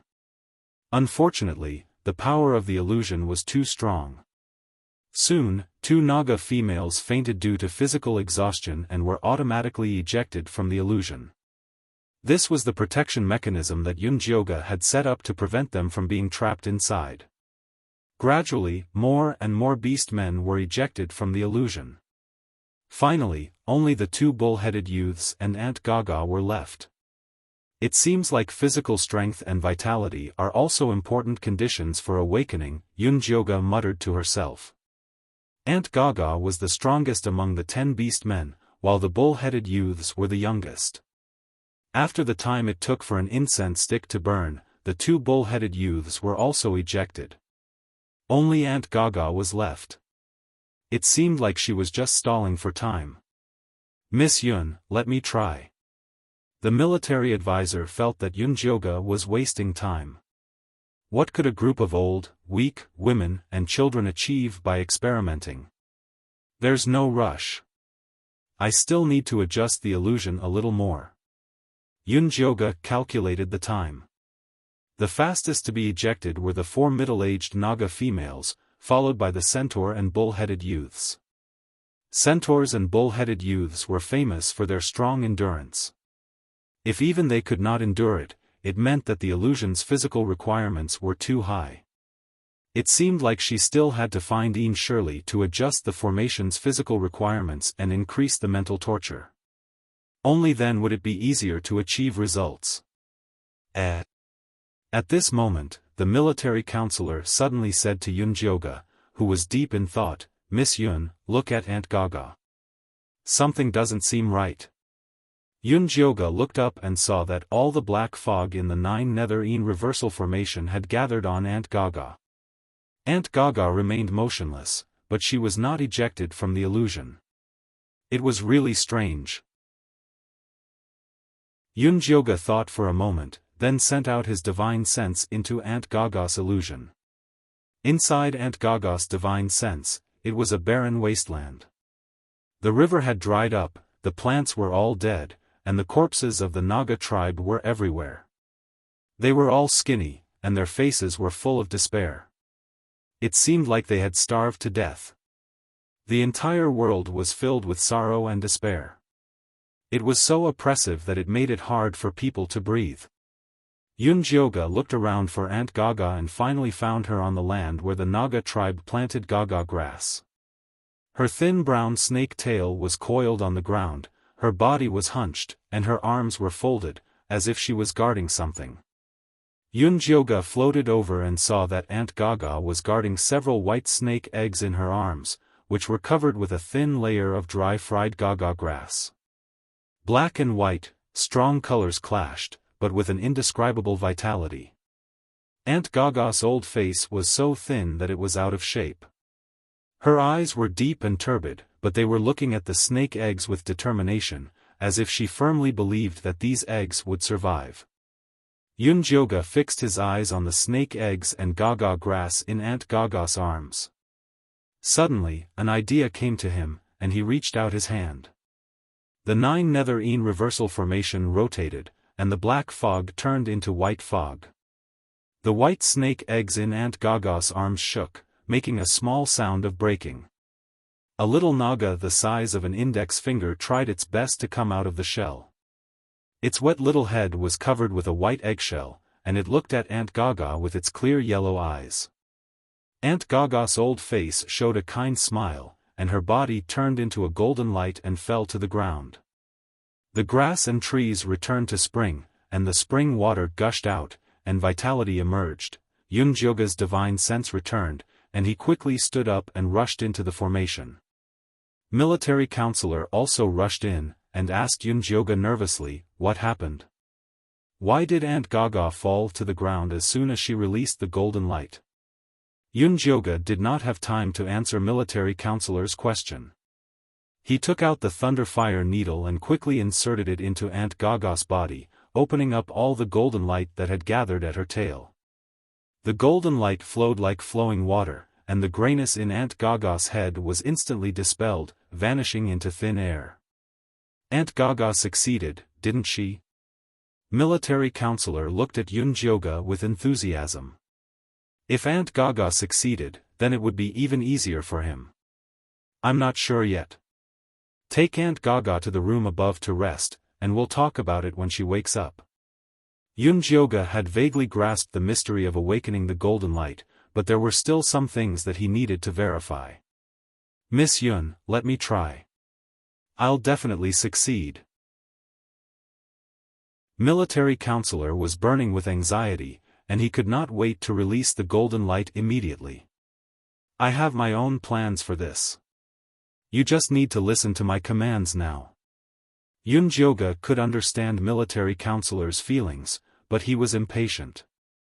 If military counselor's golden light also went out of control like Zhe, then what was the point? I was too rash. Military counselor didn't want to leave a bad impression of Yunjioge, so he sent Aunt Gaga away. After military counselor left, Yunjioge let Little Blossom and Big Ear out and woke them up. Miss Yun? Little Blossom looked at the dim underground. He couldn't tell where he was.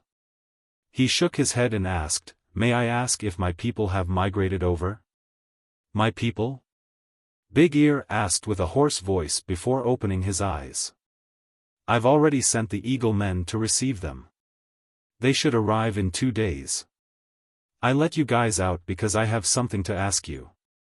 What were you thinking before you were turned into puppets by the magical stones and your consciousness was sealed? Yunjioge asked. Thinking about what? Little Blossom smiled bitterly. I was thinking about what would happen to my people if I died. I haven't left the tribe leader's keepsake. What about you? Yunjioge looked at Big Ear. I just want to go back alive and take them far away from the divine messenger, Big Ear said. As expected. Big Ear and Little Blossom's words confirmed his guess. It was the power of the guardian that awakened them. Miss Yun, did you let us out because you found a way to get rid of the demonic chi?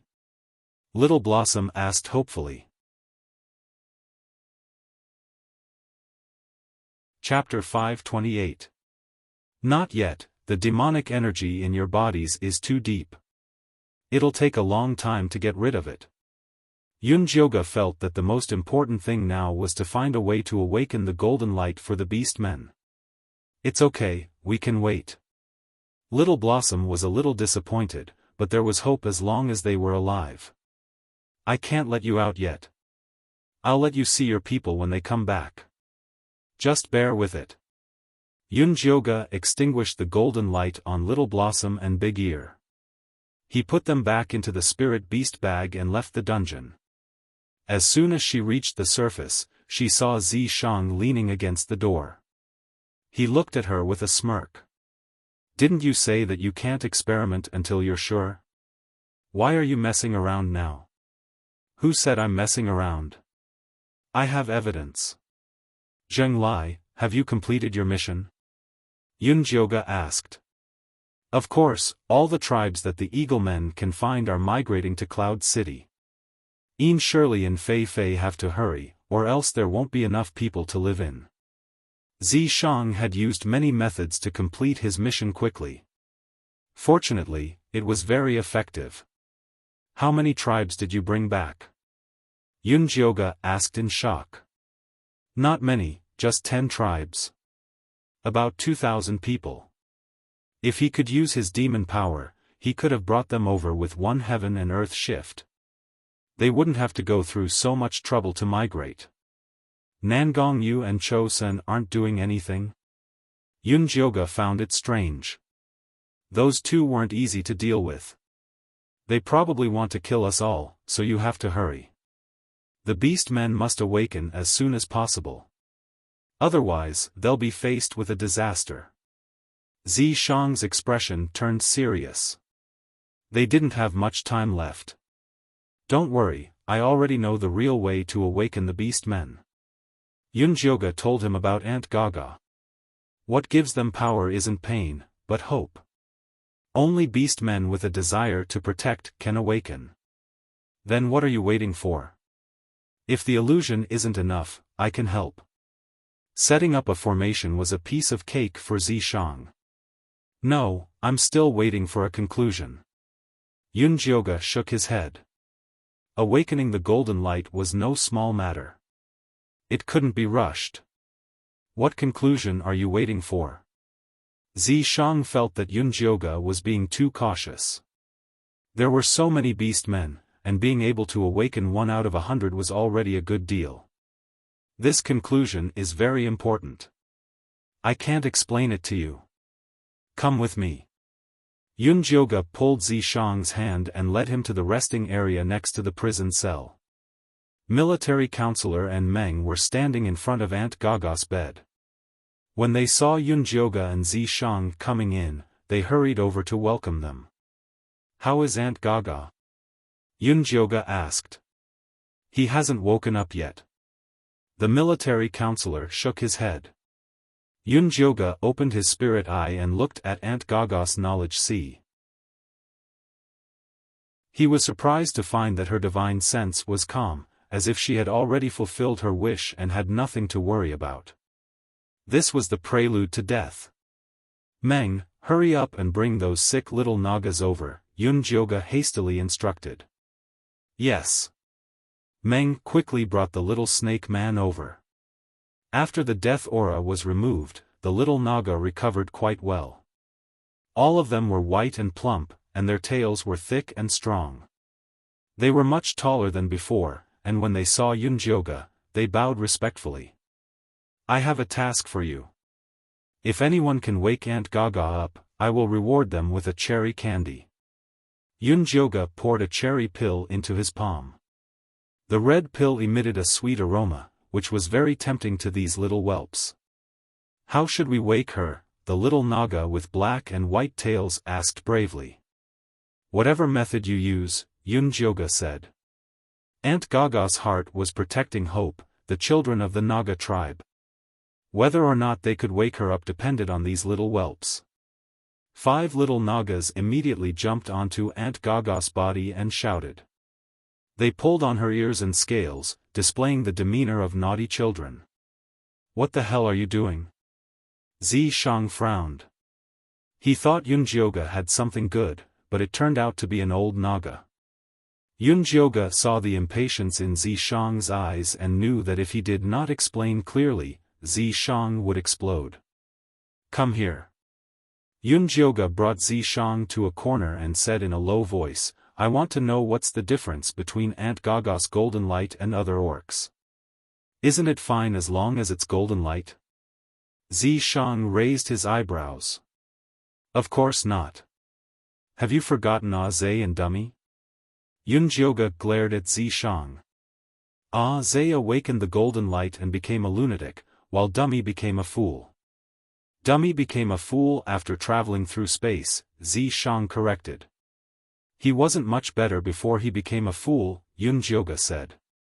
According to Yunjioga's understanding, Dummy was not only a troublemaker in the Eagle tribe, but also in other tribes, which meant that his mental condition was unstable.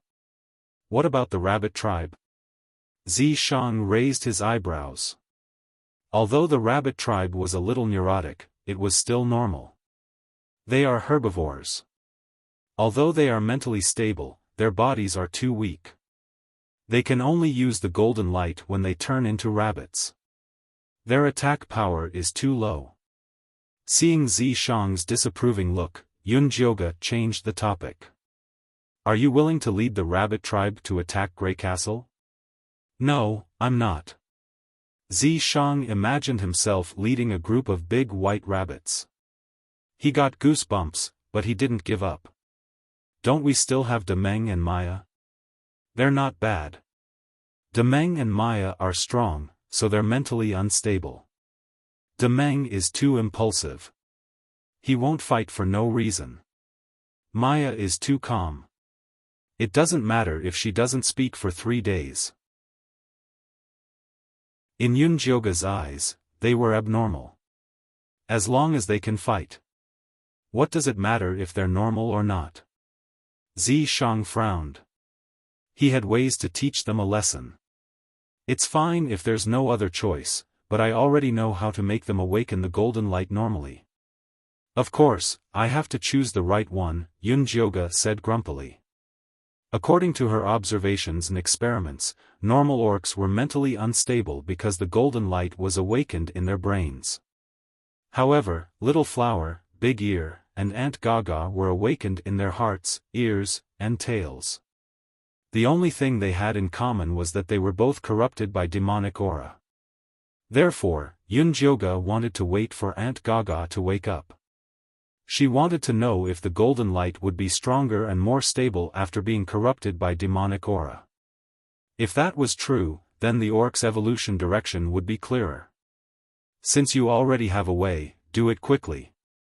Zishang frowned even more. Yunjioga thought too much of the orcs. It was a waste of time to think about it.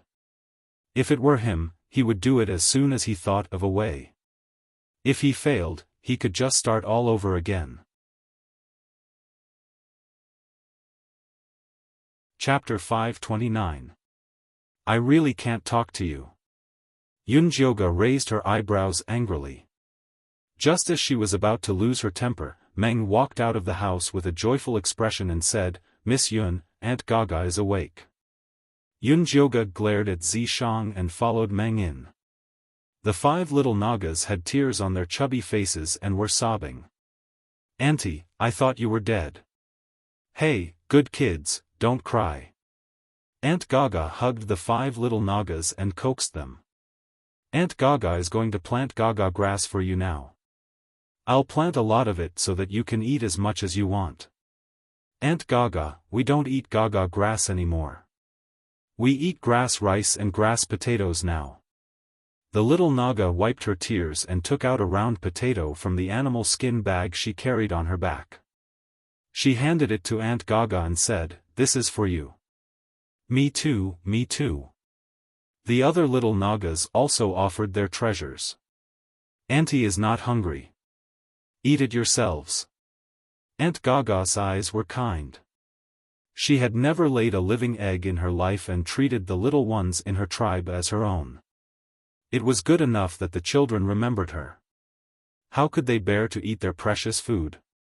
"Auntie, we're all full." The little Nagas patted their bulging bellies. The Naga tribe was the first to plant grass and eat a lot. They had a lot of food, so they ate their fill every day. "Auntie, things are different now. I'll bring you out later and you'll understand." Meng laughed. "Is that so?" Aunt Gaga's memory was still stuck in the past. Back then, the Naga tribe had to risk their lives just to get a bite of food. Of course it's true. All of this is thanks to the great Lady Yun and Lord Yizi. They brought hope to our Beastmen tribe. Meng bowed respectfully to Yunjioga and Zishang as he spoke. Aunt Gaga then realized that there were 2 people standing in the house. Their appearance and temperament were completely different from the Beastmen. Although she did not know what had happened, they must be great people since the tribe leader respected them so much. Aunt Gaga got down from the bed and bowed to Yunjioga and Zishang like the tribe leader. "Meng, you're in charge of testing her abilities." Zishang walked in with a cold expression. "Sir, may I know how to test this?" He was just an ordinary orc. How would he know how to test Aunt Gaga's golden light? "Take her to the plantation for a walk." Yunjioga recalled Aunt Gaga's appearance when she awakened the golden light and felt that she must have awakened this ability. "Yes." Meng immediately led Aunt Gaga, who was still confused, to the farm. The 5 little Nagas followed behind them excitedly. The military counselor walked to Yunjioga's side and hesitated to speak, but Zishang interrupted him. "Talk less. Get to work." After saying that, he pulled Yunjioga out, not giving the military counselor a chance to speak. A group of people arrived at the plantation. Aunt Gaga stared at the majestic city wall in front of her and ate the golden grass. She was so shocked that she couldn't close her mouth. The 5 little snake people surrounded her and excitedly explained all the changes, chattering happily. Apart from the territories of the Eaglemen, Nagas, Centaurs, Cowmen, and Rabbitmen, there were 12 other territories that were empty. "Auntie, these territories are for other orcs." Winter is coming soon, and we have to plant enough food to save more orcs. I'll leave this task to you, Yunjioge said to Aunt Gaga as he took out a big bag of grass and rice. How do I plant this? Aunt Gaga was a little flustered. She had only planted Gaga grass in her life and had never planted anything else. Just plant it like you plant Gaga grass. Yunjioge randomly picked an empty space and looked at Aunt Gaga encouragingly. Go ahead. I'll give it a try. Aunt Gaga carefully took the seeds of the grass. They were yellow rice grains, and there were thousands of them. She felt a sense of mission when she thought about the grass that would save the orcs. The yellowish-brown snake tail emitted a faint golden light and seeped into the ground. As she moved, she scattered the seeds on the ground. The yellowish-brown rice grains took root and sprouted as soon as they touched the ground. The yellow grass followed her footsteps. Aunt Gaga had a satisfied smile on her face as she walked to the side of the wide empty space. The brown empty space was soon covered by the yellow grass. So many big grass. The little snake people followed Aunt Gaga happily, and began to scream and play. Oh my God! Meng looked at Aunt Gaga in disbelief. When Aunt Gaga had awakened, he was only happy that Yunjioge had saved her. Now that Aunt Gaga had performed such a miracle in front of him, it was undoubtedly due to Yunjioge's efforts. He turned to look at Yunjioge and wanted to kneel down and worship her. Unfortunately, Yunjioge did not have time to care about him. She was busy using her spiritual eye to observe Aunt Gaga's movements. How is it? Is this normal? Zishang took the initiative to talk. I was right. Aunt Gaga's sea of consciousness is calm and full of joy. The golden light mainly moves around the snake's tail. It rarely returns to the sea of consciousness. Yunjioge closed her spiritual eye in satisfaction. She did not mind the argument with Zishang. I thought the demonic energy would be a disaster for these beast men. I didn't expect it to be the beginning of a transformation. I wonder if Nangong Yu and Chosun know about this? Zishang pondered. If they knew, they wouldn't have locked them up to drink blood. Yunjioge said with certainty. With Chosun's personality, if he knew that beast men could automatically awaken the golden light, he would definitely keep them in captivity and slowly slaughter them. It seems like we have taken the initiative. After being in the secret territory for so long, Zishang finally felt a sense of achievement. You still dare to complain that I am too long-winded? Yunjioge glared at Zishang. This impatient guy only wanted to reach the heavens in a single step. If they did as he said, they would only get a bunch of crazy people. Goddess is wise. Zishang tactfully admitted his mistake. Stop flattering me. Hurry up and help me set up an illusion array. Yunjioge rubbed her palms together. She was ready to go all out. Zishang cooperated with Yunjioge and set up the dungeon again. They set up 2 more 9 Hell-in reversal arrays. That way, they could put in a large number of beast men for experiments. Actually, it would be safer to make a few more examples. Yunjioge said regretfully. Although Aunt Gaga had succeeded, it was better to make a few more out of caution. The process of awakening the golden light after being infected by the demonic energy had a certain degree of risk. If the serpent men did not have Aunt Gaga's firm belief, they could easily be devoured. There is no time. The most they will do is turn them stupid. If they cannot awaken, they will die. This batch of beast men will finish migrating in half a month. I'm afraid Chosun cannot wait that long. Zishang mercilessly shattered Yunjioge's fantasy.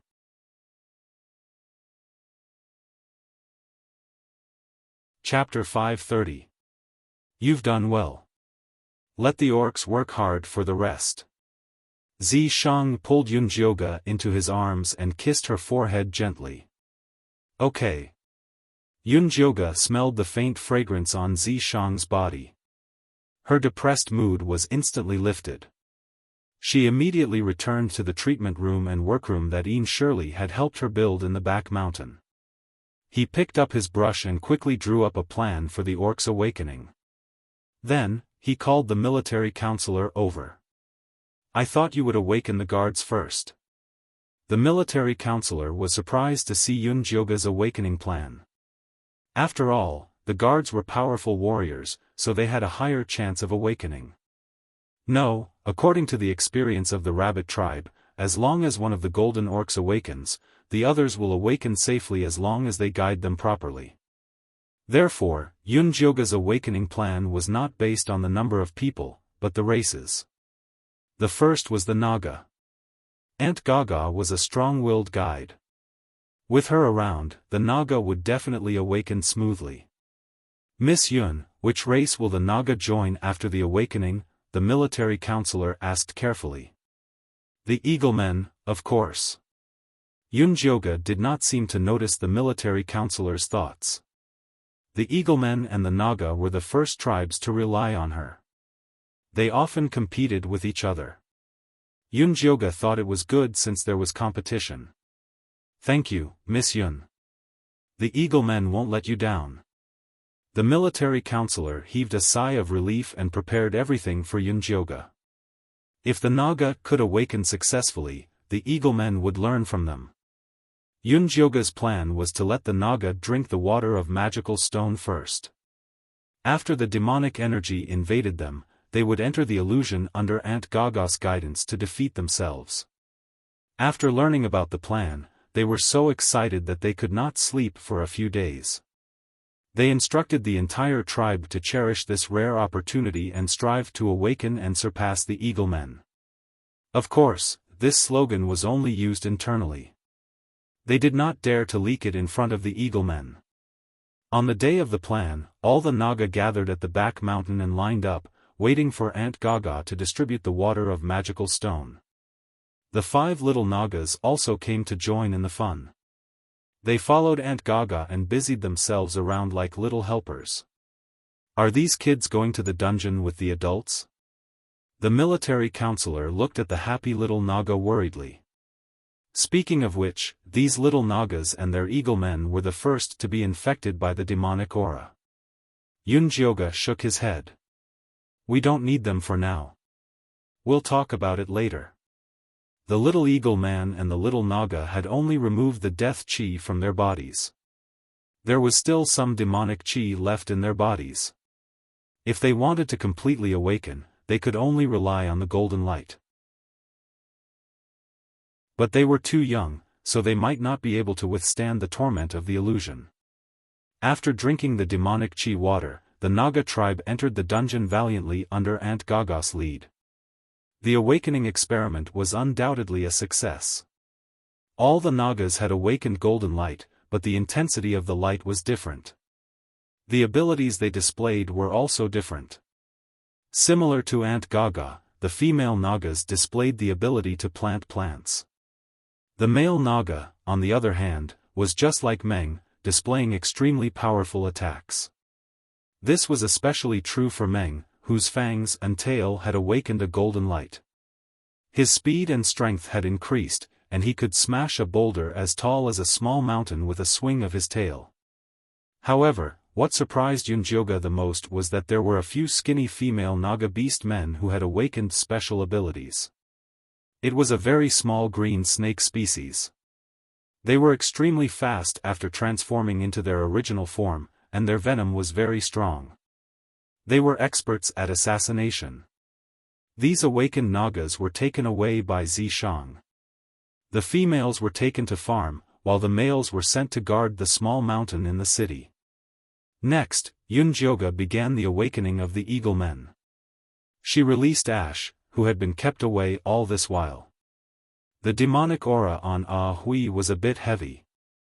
Yunjioga was worried that he wouldn't be able to awaken, so she asked the military counselor to bring Ah Shui over and let him stay with his father and talk more.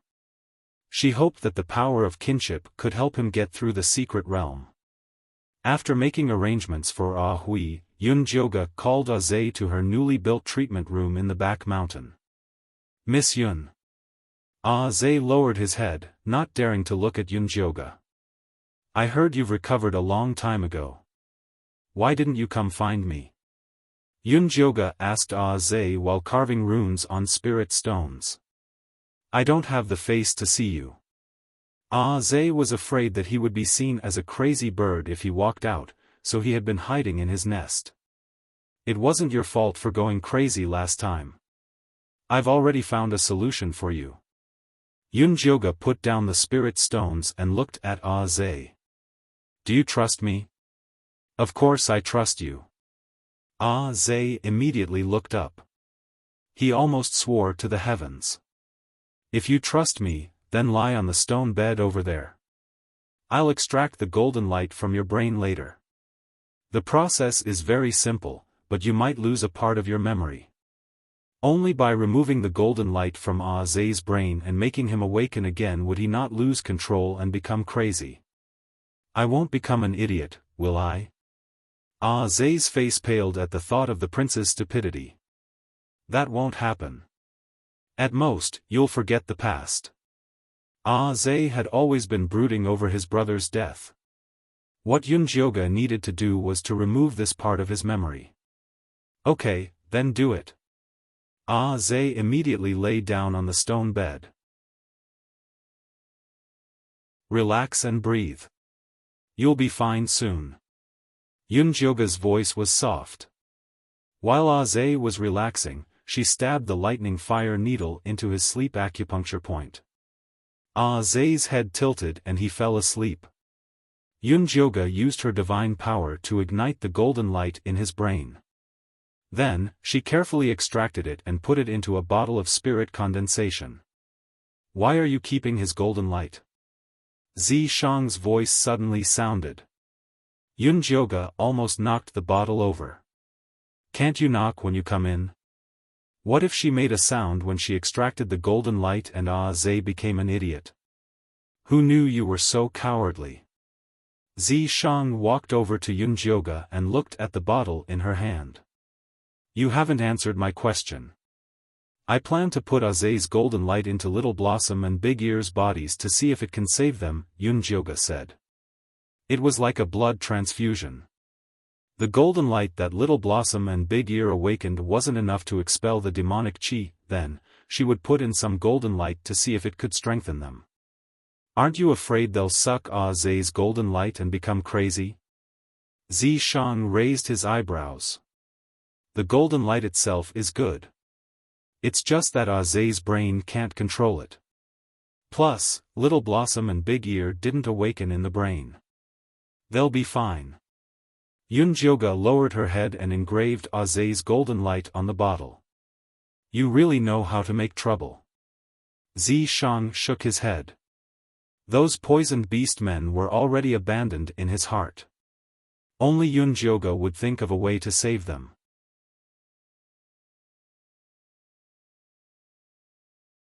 Chapter 531. What do you know? Every time I mess with the golden light, I learn more about it. It's very useful for finding the origin of the golden light. Yun Jioge didn't forget that she studied the orc's golden light to find the origin and strengthen her divine power. You're worth teaching. Zishang patted Yun Jioge's head. Why aren't you busy with building the city? Why are you here? Yun Jioge slapped Zishang's hand away. She wasn't a child. Why was he patting her head? If she was still a goddess in the divine palace, Zishang's behavior was enough to be considered disrespectful. I went to the Death Swamp yesterday. Grey Castle is moving. I suspect Cho Sen will attack us in advance. Zishang's face turned serious. Are you sure you can defend Yun City? Yun Jioge frowned. The city was filled with ordinary orcs. She could only rely on Zishang and Yin Shirley to defend. Just based on Yin Shirley and me, we can't defend it forever. You have to hurry up. Zishang was here to urge her. I was planning to awaken the Eagle people tomorrow.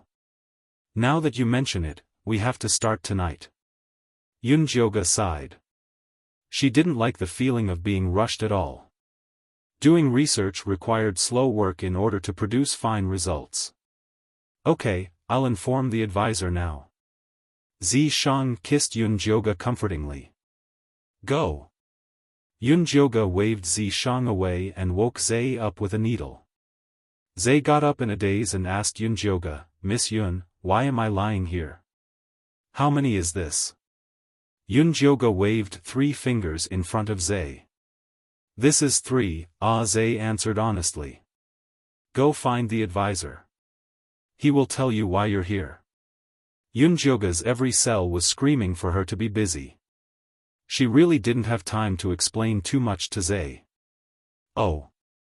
Zhe scratched his head and walked out in a daze. The advisor soon brought the eagle people over. He asked Yunjioga excitedly and nervously, Miss Yun, Master Yi Zi said we're going to awaken tonight. Is it true? That's right. Take this magic stone and soak it in water. Everyone drink a bowl of it and then go to the dungeon. Yunjioga threw a grey magic stone to the military counselor and took out a booklet to write a plan. After the eagle men awakened, it was the bulls and centaurs' turn. Currently, none of these 2 races had awakened the golden light, so they couldn't follow the same steps as the Nagas and Eaglemen. They had to first test and choose the beast men with the strongest protectiveness of their tribe, and then use that to awaken the other tribesmen. The military counselor took the magic stone and looked at Yunjioga hesitantly. In the end, he couldn't help but ask, Miss Yun, can my grandfather awaken with us? If Grandpa could also awaken the golden light, he might be able to live longer. No. Yunjioga put down the plan in his hands and looked up at the military counselor. He said seriously, awakening the golden light consumes a lot of energy and mental strength. Elder Bai, who is about to die of old age, entering it is tantamount to suicide. I understand. I'm sorry to disturb you. I'll go and prepare now. Although the military counselor was sad, he forced himself to smile and left with the magic stone. Yunjioga was really worried when he saw the military counselor like this, so he took the plan to the small dark room in the dungeon and personally watched over them. The Eaglemen were all excited and they saw Yunjioga personally coming. The Eaglemen were divided into 2 groups and entered the dungeon illusion. The first group was led by Zhe, which included Hui, Gu, and other Eaglemen with normal physiques. When the illusion started, Hui was the first to awaken. The golden light spread from his wings and expelled all the demonic energy in his body. Yunjioga couldn't help but nod after seeing this. The company of family could indeed strengthen the protectiveness of the tribe. Zhe was the second to awaken. His wings were shining with golden light and looked extremely powerful. Gu was next. This kid was probably ready to become a father. His protectiveness was very strong. Other than his wings, his abdomen was also awakened with golden light. The other Eaglemen also awakened one after another. All of their wings were glowing. The stronger Eaglemen's wings were brighter while the weaker ones were dimmer. However, it was the best outcome for all of them to awaken. The awakened Eaglemen were automatically ejected from the illusion. The military counselor and Fei guarded outside and pulled them to the resting room next to the dungeon. Soon, the first group of Eaglemen all left the illusion. The military counselor, Fei, Ping, and the other young and strong Eaglemen were the second group. This group of strong Eaglemen awakened even faster. The golden light on their wings was also very dense. They would definitely be very strong after transforming. The military counselor's awakening was also very smooth. First his wings, then his chest. The light was even more intense than Gu's. However, this was very normal. The military counselor had always been in charge of the tribe with Elder Bai. His protectiveness was the strongest, so he naturally awakened the most. Yunjioga was just about to close the illusion when she saw the military counselor's face suddenly turn pale. He suddenly spat out a mouthful of blood. Then, a golden light burst out from his head, and he was ejected from the illusion. It happened too suddenly. Yunjioga didn't even see how the military counselor flew out. She quickly left the dungeon and saw a group of eaglemen surrounding the military counselor at the foot of the mountain. "Military counselor, are you okay?" Zhe patted the military counselor's face nervously, almost causing it to swell. "Miss Yun is here. Everyone move away." Gu saw Yunjioga coming over and quickly let her come closer. "Miss Yun, what happened to the military counselor? Why did he spit blood?" Zhe's face was full of panic. The military counselor was recognized as an elite in the tribe. The awakening should have been very smooth. Why did he spit blood instead? He has awakened too many parts. He's too strong, so he spat blood. Don't worry. Yunjioga comforted the eaglemen while using her spirit eye to check on the military counselor. The golden light on the military counselor's wings and chest were very stable. The color was bright yellow, but there was a thumb-sized golden ball spinning in his head. This ball of golden light was not as dense and pure as Dummy's, nor was it as violent as Zhe's. It was something Yunjioga had never seen before. What happened? Zishang had just finished building the city. As soon as he came over, he saw Yunjioga frowning in puzzlement. There's a small problem with the awakening of the military counselor. Yunjioga told him what happened and said in annoyance, "I wonder what's with the golden light in his head?" "Don't worry. You'll know when he wakes up." Zishang looked up at the surrounding eaglemen and asked, "All awakened?" "Master Yi Zi, all the eaglemen have successfully awakened." All the eaglemen stood in front of Zishang with their chests puffed out. "Then follow me." Zishang took all the eaglemen away with one sentence, leaving only the military counselor lying on the ground. Yunjioga had no choice but to let Demeng send the military counselor to Elder Bai and inform her when he woke up. After Demeng carried the military counselor away, Yunjioga continued with the awakening plan. Not long later, Zishang returned alone.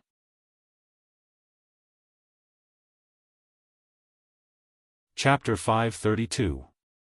Where are Agu and the others? Yunjioga glanced at the sky. Not a single eagleman had appeared. I sent them to patrol. These eaglemen are not bad. Zishang had just tested it. After awakening the golden light, not only could the eaglemen successfully transform into beast form, but their speed and strength had also greatly increased. At the same time, Argus, who had awakened 2 body parts, could also spit out wind blades. He organized the eaglemen into an air force. Some of them were responsible for patrolling the airspace of Cloud City, and some of them left Cloud City to check on the situation of the migrating orcs and help them reach Cloud City as soon as possible. I plan to have the rabbit men patrol the inner city. What do you think? Yunjioga asked. Currently, the eagle men were responsible for defending the outside while the serpent men were defending the small mountain. The inner city was a little empty. The rabbit men are very disciplined. They are very suitable to be patrol soldiers. Zishang nodded. No matter what, the rabbit men were still golden light beast men. It would be a waste for them to stay in their territory and plant crops every day. I'm also going to set up a farming team with Aunt Gaga as the leader. They'll be responsible for helping the orcs grow food. Yunjioga added a farming team to the list, and then wrote down a healing team. However, it was still empty at the moment, and he would have to wait and see when the orcs could awaken this ability. These are all small problems. What I'm more curious about now is what happened to the military counselor's brain. Zishang stroked his chin. Military counselor was usually very good at thinking. Now that his head had awakened with golden light, he had a feeling that he would bring surprises. I'm curious too, but we should have an answer tomorrow. Yun Jioge scribbled and wrote down the construction team, logistics team, guard team, and other projects on the schedule. Alright, stop writing. Zi Shang took the booklet from Yun Jioge's hand and said forcefully, "It's already late at night, you should sleep." "I haven't finished writing yet." Yun Jioge's head is full of plans, and he wants to write them out quickly. "Sleep." Zi Shang carried Yun Jioge in his arms and threw him onto the bed before pinning him down. "Didn't you say that time is tight and the mission is heavy? Why are you still in the mood to think about this?" Yun Jioge glared at Zi Shang, wanting to kick him off the bed. "I just want to sleep. Is your thoughts too evil, or do you want it?" Zi Shang placed his hand on Yun Jioge's stomach. "No." Yun Jioge's expression was cold. Only when one was full and warm would one think of lust. She really wasn't in the mood right now. "Then let's go to sleep. We still have work to do tomorrow." Zi Shang's voice was gentle as his warm hands gently rubbed Yun Jioge's abdomen, spreading warmth throughout her entire body. Yun Jioge slowly closed his eyes and soon fell asleep. After seeing that Yun Jioge had fallen asleep, Zi Shang picked up the schedule and continued to fill in the blanks. When Yun Jioge woke up, Zi Shang was no longer in the room. There was a yellow booklet on the wooden table, and the plan inside was already filled in. It was even more complete than what she had imagined before. Yun Jioge flipped through it and was very satisfied. He took the schedule and went out. Just as he was about to call Elder Bai and Meng over for a discussion, he heard that the military advisor had woken up. Military counselor's brain had awakened another type of power, the spirit element. Not only did he have an eidetic memory, but he could also sense other people's emotional fluctuations and even control weak-willed people. That's a pretty good ability. There's a position that suits you the best right now. After Zi Shang heard about the military advisor's awakened ability, he immediately arranged for him to receive the migrating orcs into the city. Now, many orcs were migrating to Cloud City every day. Apart from the tribes that the Eagle Men had found themselves, there were also many tribes that came alone after hearing the news. These orc tribes that migrated alone without any food support were very miserable and pitiful. Their faces were sallow and they were skinny. The old, weak, women, and children fell sick as soon as they entered Cloud City. Military counselor was almost going crazy. He led the centaurs in charge of registering them, arranging territories and food, and also arranging other places for those who fell sick. Those who were simply sick lived in the plantation, and those who were infected by the demonic energy were arranged to stay in the prison at the back of the mountain. They were also divided according to the degree of infection. Now, the large prison at the back of the mountain was occupied by the gnolls, and the middle prison was occupied by orcs who were infected by the demonic energy but had no way to awaken. These orcs had to wait for Yun Jioge to finish her work before they had time to find a solution. Zi Shang was also very busy. He grabbed Ian Shirley to do construction every day. Cloud City was changing every day. Cannons rose one after another on the city walls, and a solemn atmosphere filled the entire Cloud City. Even the most naive children knew that war was coming. They no longer ran around and played. Every day, they followed the adults of their tribes and prepared to fight for food. The plan to awaken orcs had been carried out according to plan. Currently, it was arranged according to the order of entering the city. The centaurs and bull people had successfully awakened. The golden light was awakened in the legs and horns respectively. They were all classified as combat troops by Zi Shang. According to Yun Jioge's plan, they should go to the wild boar tribe next. At this time, Ah Zhe brought a fox youth to see her. "Lady Yun, this is Ah Sang. He said he has something to report to you," Ah Zhe said. This youth was very beautiful. His skin was white, and his facial features were exquisite. His eyes were arched upwards, and he dragged a big, fluffy brown tail behind him. As soon as he saw Yunjioge come out, he got up and placed his right hand on his chest. He bowed respectfully. "Honorable Lady Yun, thank you for providing food and a place for my people. I will forever be loyal to you on behalf of the Fox tribe. I accept the friendship of the Fox tribe." Yunjioge nodded with a reserved and noble smile. After sitting down, she asked Ah Sang, "May I know why you're looking for me?" "I heard that Lady Yun is forming a medical team. The Golden Light Orcs of our Fox tribe just happen to have special medical abilities," Ah Sang said proudly. "Your Fox tribe knows how to heal?" Yunjioge was shocked. She thought the Fox tribe would be better at illusions. "Yes, our Fox tribe is proficient in all herbs in the secret realm. We've developed countless medicines that are very effective against all sorts of illnesses of the orcs," Ah Sang said passionately. "Wait." Yunjioge stopped Ah Sang and asked in confusion, "After the black rain, most of the plants died. What else is there other than the big jade grass that can stop bleeding?" "That's right. After the black rain, only the big jade grass is left. Our Fox tribe has more than 10 prescriptions for it," Sang said. "These prescriptions should only have the ability to stop bleeding, right?" Yunjioge felt that Ah Sang was tricking her. "Yes." Ah Sang's expression didn't change even after being exposed by Yunjioge. She continued, "Actually, the healing abilities of the orcs are very strong. The ones that really can't heal are the mental injuries. Our Fox tribe's Golden Light ability has a special effect on this. It can alleviate all their illnesses and achieve rapid healing."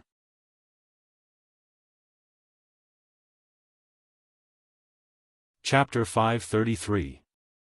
At the end of the day, your Fox clan is actually best at creating illusions. Yunjioge saw that Ah Sang still wanted to explain, so he stopped him. "Actually, I need your ability now. You don't have to go to the medical team.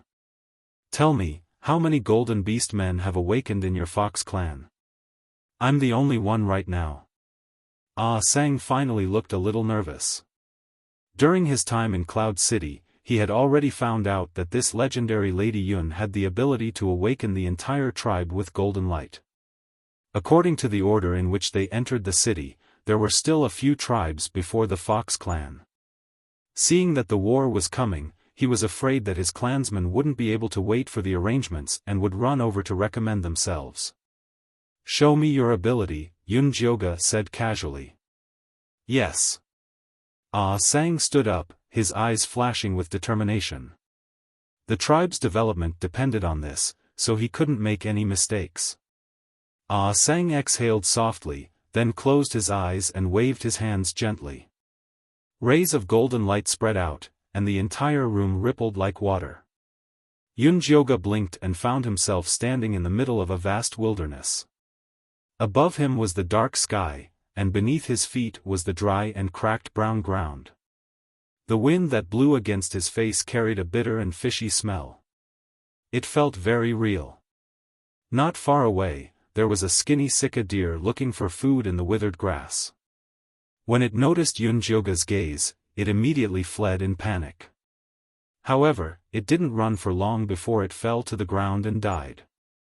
Although Yunjioge knew that everything in front of him was an illusion, he still felt very sad. This was the true portrayal of an arcane realm, despair and death. This little fox's ability isn't bad. I want her. Zishang's voice suddenly sounded in Yunjioge's ears. The water ripples faded, and everything returned to normal. Ah Sang stood in the middle of the hall, his fair forehead covered in cold sweat.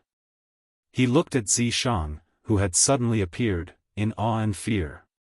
He had heard that Lady Yun had a very powerful Naga with her, but he thought it was a reckless martial artist. He didn't expect it to be so powerful that it could break through his illusion with just one sentence. Ah Sang's originally somewhat smug mood immediately vanished. "It's not good to cut in line." Yunjioge shook his head. She didn't mind opening a back door. After all, this was an ability that she desperately needed. But illusions and whatnot. With the illusory realm created by the Foxmen, not only will it increase the speed of the orcs awakening, but it will also increase the defensive ability of Cloud City. It's killing two birds with one stone. Zishang revealed a determined look. All right. Yunjioge was defeated by his gaze. He turned to Ah Sang and said, "Go back and let your people rest. Tomorrow, Ah Zhe will take you to the back mountain to prepare for the awakening." "Yes, thank you, Miss Yun." "Thank you, Lord Yizi." Ah Sang was overjoyed. He hammered his chest and left. "You're in urgent need of healing beasts. You should ask the military advisor to help you filter them out," Zishang said. "I've already told him to keep an eye on them, but they're all boars, bear men, and ape men." Yunjioge went through the orc tribes that had recently sought refuge with them. Then, he noticed a big problem. Why aren't there any leopard men or lizard men? When she returned from Grey Castle that day, she immediately asked the Eagle Men to bring Little Blossom and Big Ears tokens to the leopard men and lizard men. Logically speaking, they should have reached Cloud City. Ask the military advisor. Zishang asked Ah Zhe to inform the military advisor to come over immediately. The military advisor soon arrived.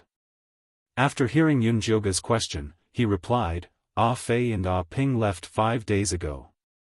The tokens have been successfully sent to the leopard men and lizard men. They also drew a map and left food. The leopard men and lizard men should be able to reach Cloud City smoothly. Something must have happened if they haven't arrived yet. Immediately send 2 eagle men to find them. You must bring them to Cloud City safely," Yunjioge ordered seriously. She had already done a test.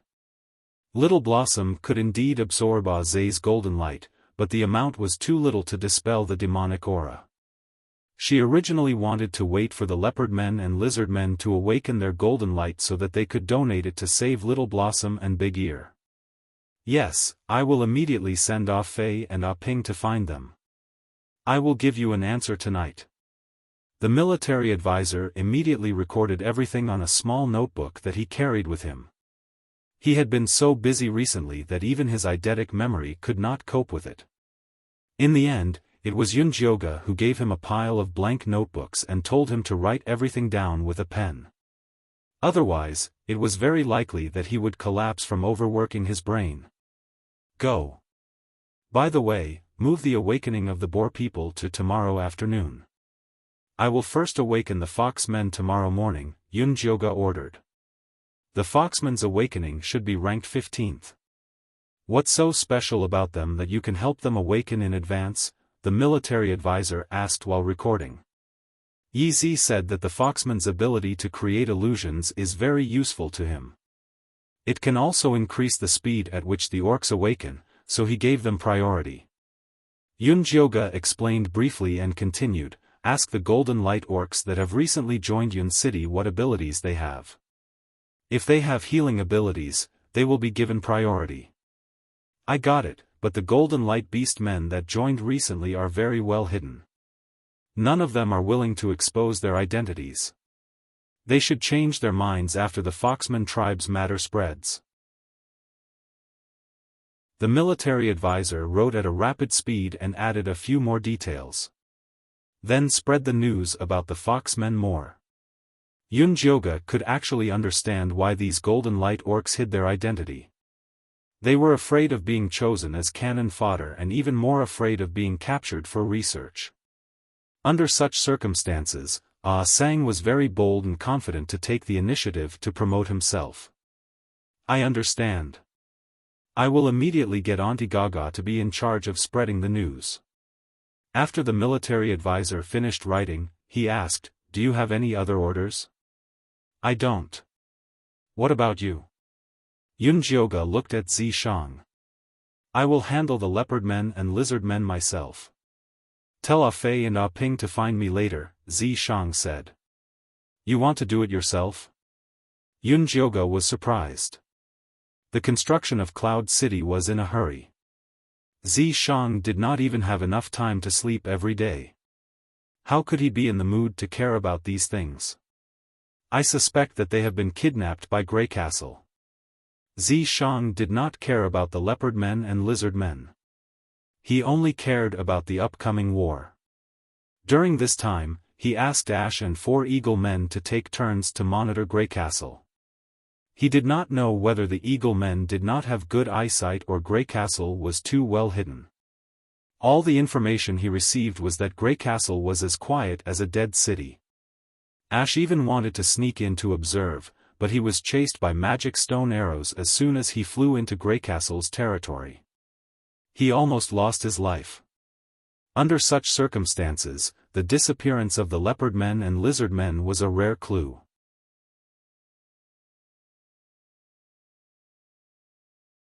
Chapter 534. Do you mean that Grey Castle has another secret passage to leave the Death Swamp? Yunjioge asked seriously. Yes. Shang nodded. That was why he wanted to see it for himself. I'll go with you. Whether Cloud City could successfully take root in the secret realm depended on the battle with Grey Castle. She had to go. What about the awakening plan? Shang did not want to take Yunjioge. She couldn't allow those beast men to take risks. It would be too restrictive. The awakening plan is on track. It's okay without me. She was not present when Centaur and Cowboy were awakened. Besides, don't you have the military counselor? Yunjioge looked at the military counselor with a smile. Yes. The military counselor made another note in the booklet to supervise the awakening plan. Don't be too nervous. If anything happens, leave it to me. Seeing the military counselor frowning, Yunjioge sympathized with him. But the more capable people did the more work. This kind of pressure was very important for his spiritual advancement. Don't worry. I'll arrange it. If there's nothing else, I'll go. The military counselor put away the booklet and flapped his wings to leave the room. His figure shuttled back and forth like lightning to deliver the task. You really want to go?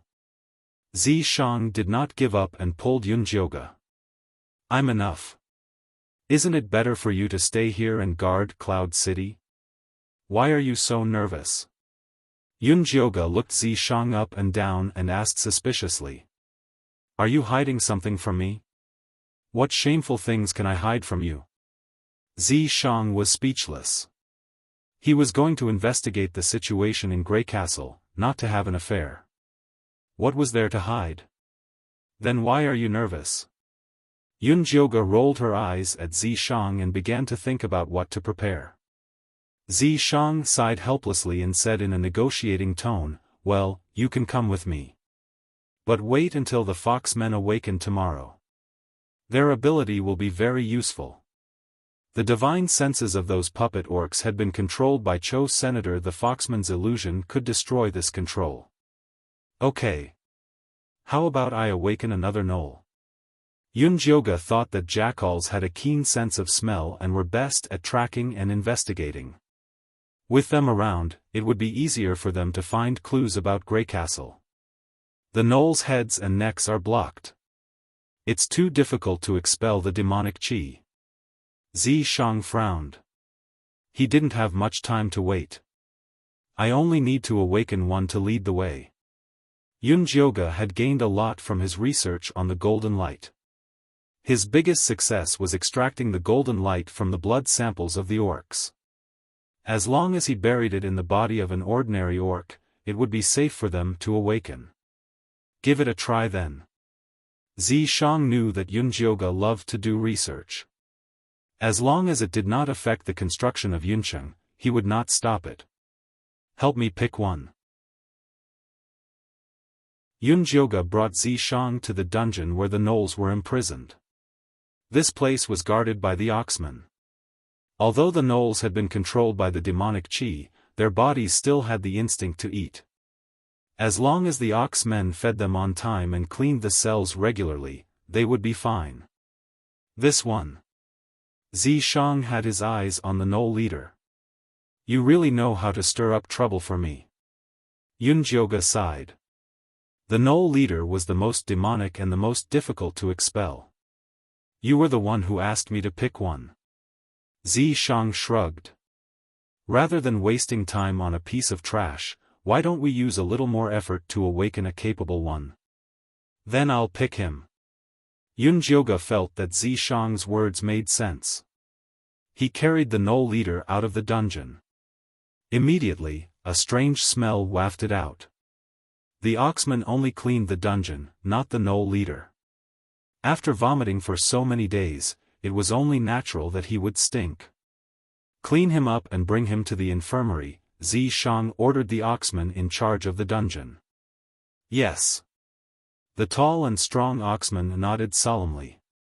Together with the other gnolls on duty, they carefully scrubbed the gnoll leader and brought him to Yunjioge. After being cleaned up, the gnoll leader was quite handsome. His features were cold and deep. Coupled with his dusky eyes, he exuded an extremely sinister aura. Yunjioge took out the golden light blood seed that he had made. The bean-sized golden light blood seed glowed red. There seemed to be blood flowing faintly in it, and it exuded an extremely strong life force. If you bring this thing out, people will probably fight over it. Zishang took it and sniffed it. He found that it contained the light of life. If a mortal consumed it, it would increase their lifespan by 10 years. Of course. Don't you know who made it? But in the end, the blood of these orcs is still the best. Although they can't cultivate, their life force is extremely strong. It's a great supplement for bloodthirsty demonic cultivators, Yunjioge said.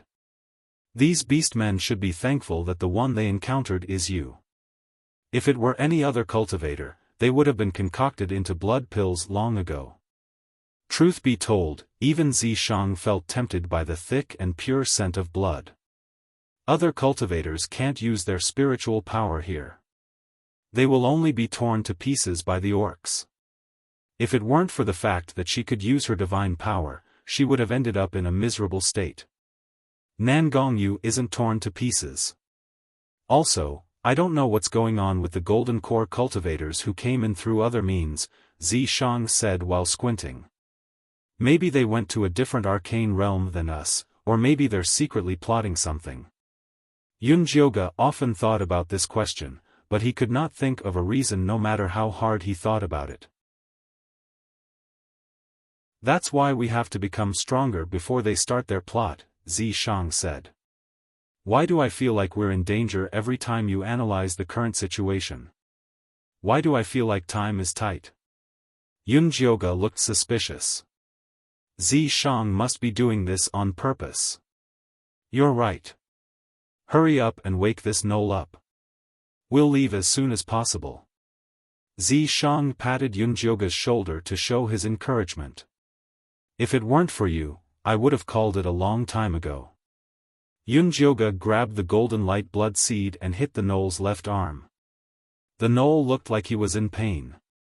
A faint red golden light spread from his arm to his heart. It began to fight the demonic chi. We can't go on like this. Yunjioge looked at the retreating golden light on the gnoll's body and turned to Zishang. We have to get him into the dungeon to activate the illusion.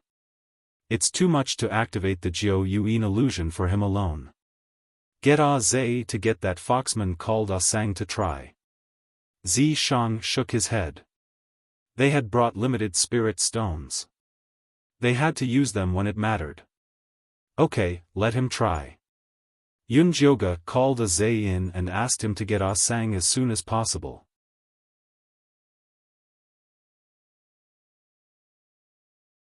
Chapter 535. Zhe came to the Foxman tribe's territory like lightning and brought Sang over. Sang didn't look too nervous. It was as if today's accident was within his expectations. There was no such thing as a free lunch. He knew the test wouldn't be this easy. However, when he walked into the treatment room and saw the gnoll standing inside, he was still shocked. You know him? Yunjioga immediately caught Ah Sang's expression. Emicham, his name is 8. He's the leader of the gnolls. Ah Sang nodded and calmed down again. It's even better that you know each other. If you can help this gnoll awaken, your tribe will be able to successfully start the awakening plan tomorrow. If not, the Foxman tribe will leave Cloud City, Zishang said calmly. I'll try my best. Ah Sang nodded and looked straight into the eyes of the leader of the gnolls. He shouted anxiously, 8, it's not good. Lilia is injured. Come and save her. Yunjioga couldn't help but raise his eyebrows when he heard this. It seemed that Ah Sang and 8 not only knew each other but were also very close. When 8 heard Ah Sang's voice, a pained expression appeared on his face. The golden light on his body rose. 8, Lilia can't make it. You can only save her by awakening the golden light. Wake up, hurry.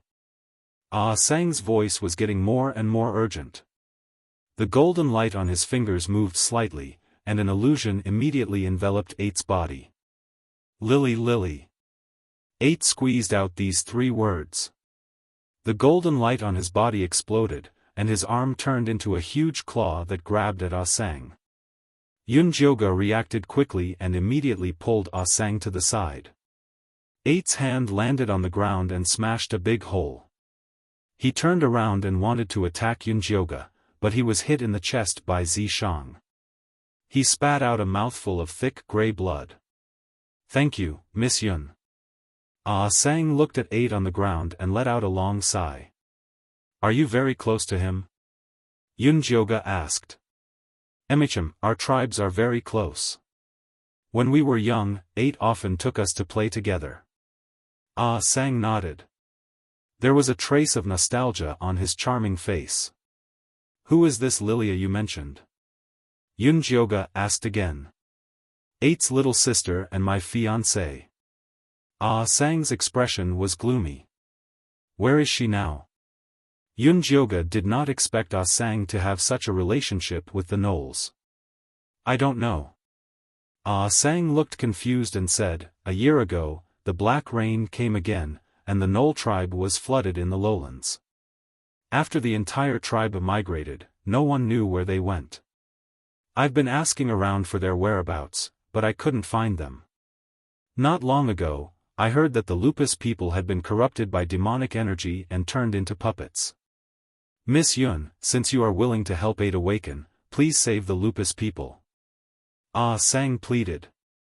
I awakened 8 because there is a quest that requires his ability.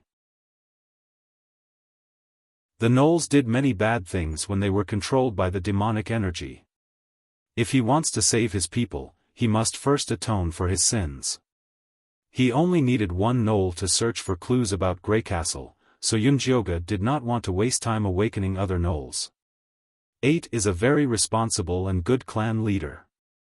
What happened in the past was not his own intention. As long as he is given a chance, he will definitely try his best to make amends. Ah Sang quickly put in a good word for his good friend. It's not up to you to decide whether he will try his best or not. While Yunjioga was speaking, Zishang had already woken 8 up. Where is this? What happened? 8 shook his head vigorously, his eyes full of confusion. When he saw Ah Sang, his face showed a surprised expression. Ah Sang, why are you here? Didn't your tribe go to the other side of the grassland? Arte, that was a long time ago. What about Lilia? Where is she? Ah Sang quickly asked. Lilia, Lilia. 8 frowned painfully, and then his face became extremely ferocious. He gnashed his teeth and said, that damn oracle, she lied to us. I'm going to kill her. As he spoke, he was about to rush out of the door. Wait, tell me what happened. What did the oracle lie to you about? Yunjioga blocked 8's way. Who are you? 8 looked at Yunjioga vigilantly. His eyes instantly became frantic, and his arm once again turned into a huge claw and slashed at Yunjioga. 8, calm down. She's your savior.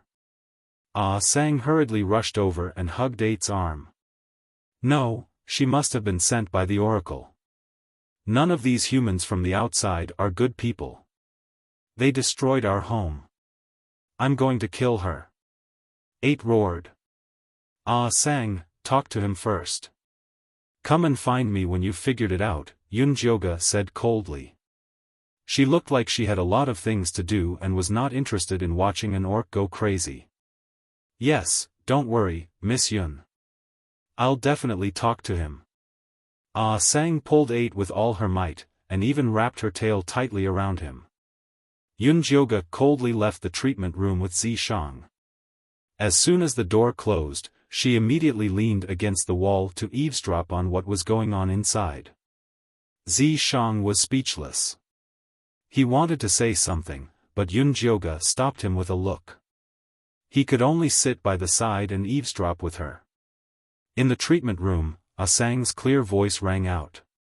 She explained the situation of the Knolls, Yunjioga's background, and the current situation of Cloud City.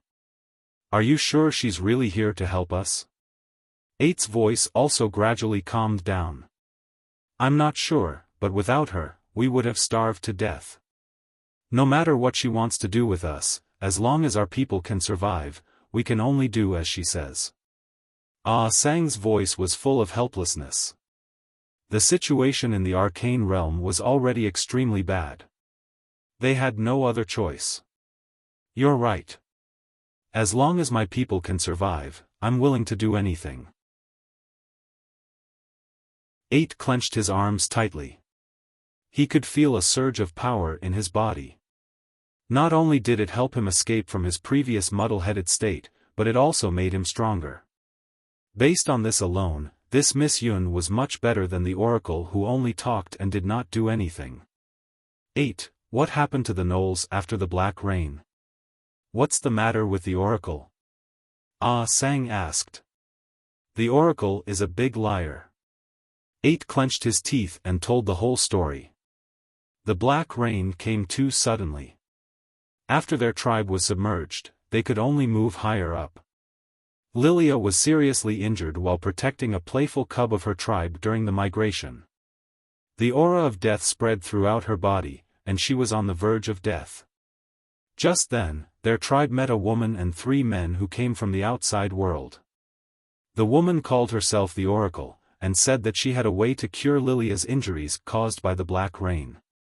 At that time, he was already in a panic. He could only try his best and ask the Oracle for help.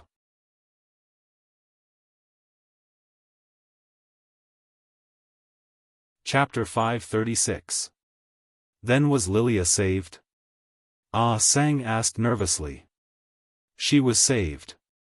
After the oracle saved Lilia, she gave us food and weapons, as well as a god stone that can make the gaga grass grow better. Our tribe was doing well at first, until Lilia discovered that the oracle was arguing with her companions, and the argument was related to the gaga grass. Not long after, the 2 companions of the oracle disappeared, leaving behind a gloomy and cold man. Lilia told me that the oracle was very strange.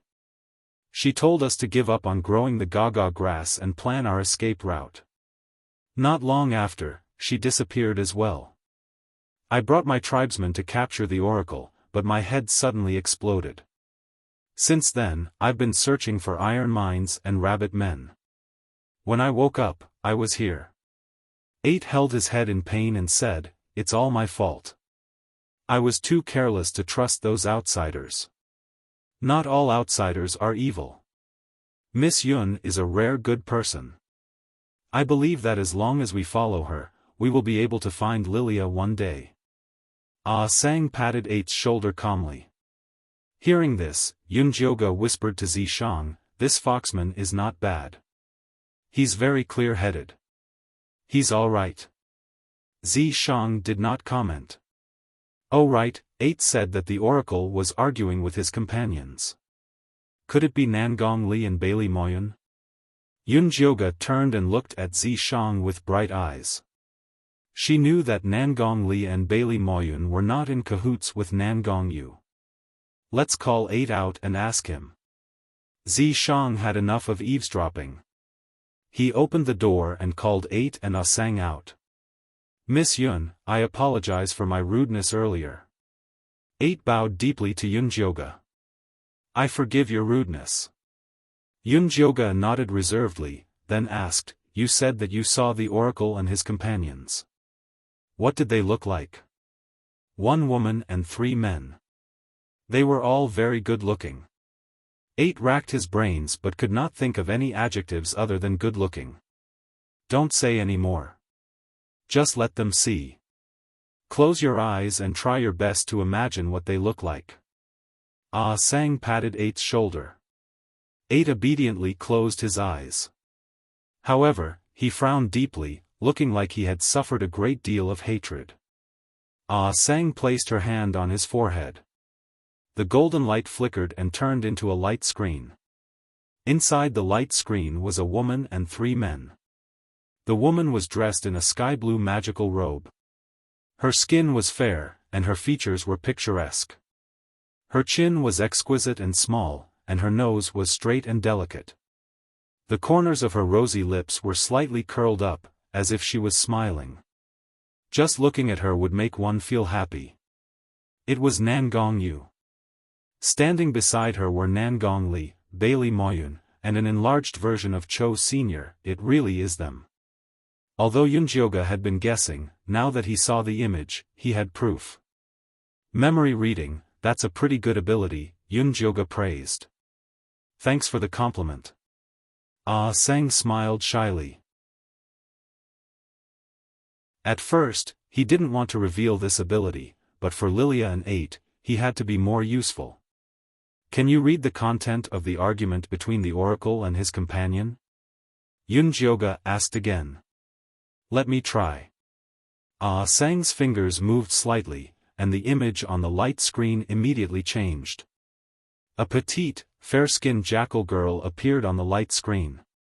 She said to 8 in a low voice, Big brother, I heard Master Li and Master Moyun arguing with the oracle yesterday. They said that the gaga grass is for pregnant women and that we can't do it. I don't feel good about it. Let's not plant the gaga grass.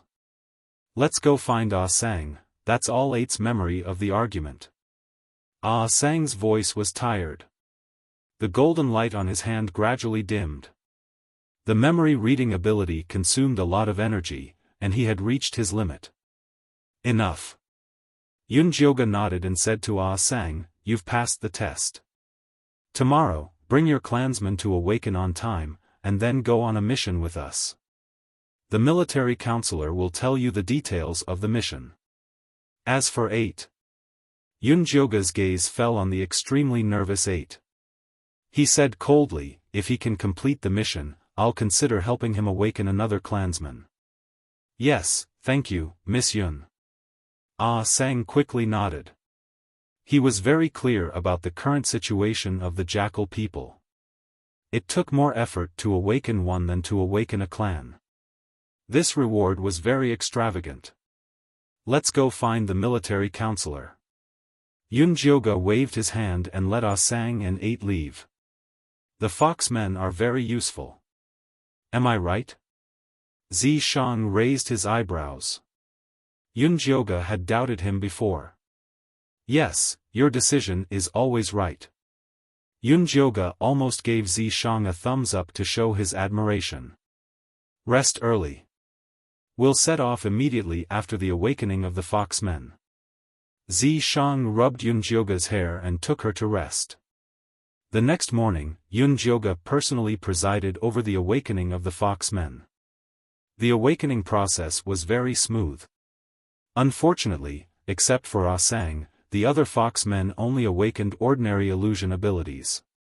In the end, Zishang organized them into a scouting team, which was responsible for patrolling and investigating the surrounding situation together with the Eagle Men. On this trip to Grey Castle, Yunjioga mainly brought the members of his guard team, the Rabbit Man Meng and Maya, the Eagle Men Hoodlum and Zay, and Sang and 8. Let's go to the encampment of the Leopard Men and the Lizard Men first. You guys sit on Hoodlum. Zishang asked Sang and Zay to turn huge. He and Yunjioga sat on Asang while the other orc sat on Asang. Then, they flew to the encampment of the lizard men and leopard men. Yunjioga didn't know if it was an illusion, but he felt that the aura of death in the secret realm was getting thicker. The earth was like a toad struggling at death's door, and the skin on his body was already dry and cracked. Many beasts lay among the withered grass and trees. Their bodies were covered with black scars of death and emitted a foul smell. If Miss Yun hadn't built Cloud City, we orcs would have ended up like them, Ah Sang whispered to 8. 8 didn't reply, but he looked at Yunjioga's back with a trace of fear and gratitude. He had gone to the dungeon to see the rest of his people. Although their minds were controlled and their faces were numb, at least they were still alive and there was still hope. The encampment of the leopard men is over there. Hold tight, I'm going to land. Ah Sang's voice came, and then he quickly landed. Yunjioga, Zishang, and the others jumped off the eagle's back. There were piles of rocks everywhere. From the smooth surface of the rocks, one could vaguely see that there used to be an orc tribe living here. 8. See if there are any clues. Yunjioga walked around and didn't find anything special. Yes. 8 immediately bent down and turned into a huge jackal. His reddish-brown fur shone, and his gray eyes emitted a sharp light. He sniffed around the pile of rubble and quickly identified his target. He used his claws to dig up a large rock and dug out a neatly wrapped bundle from underneath. There was an animal skin and an old stone bowl with holes in it. This is left behind by the leopard men and lizard men. They agreed to migrate together, Sang said. Yunjioga flipped through the things. Usually, orcs would bury things they didn't need before migrating. On one hand, it might be useful in the future. On the other hand, it was to hide the traces of their lives. It seemed that the leopard men and lizard men left very calmly. 8. Can you find their route of departure? Zishang asked. You're tuning into the Xiaofan's Wuxia Tales YouTube channel. Don't forget to subscribe and join us on this journey to catch the most captivating stories.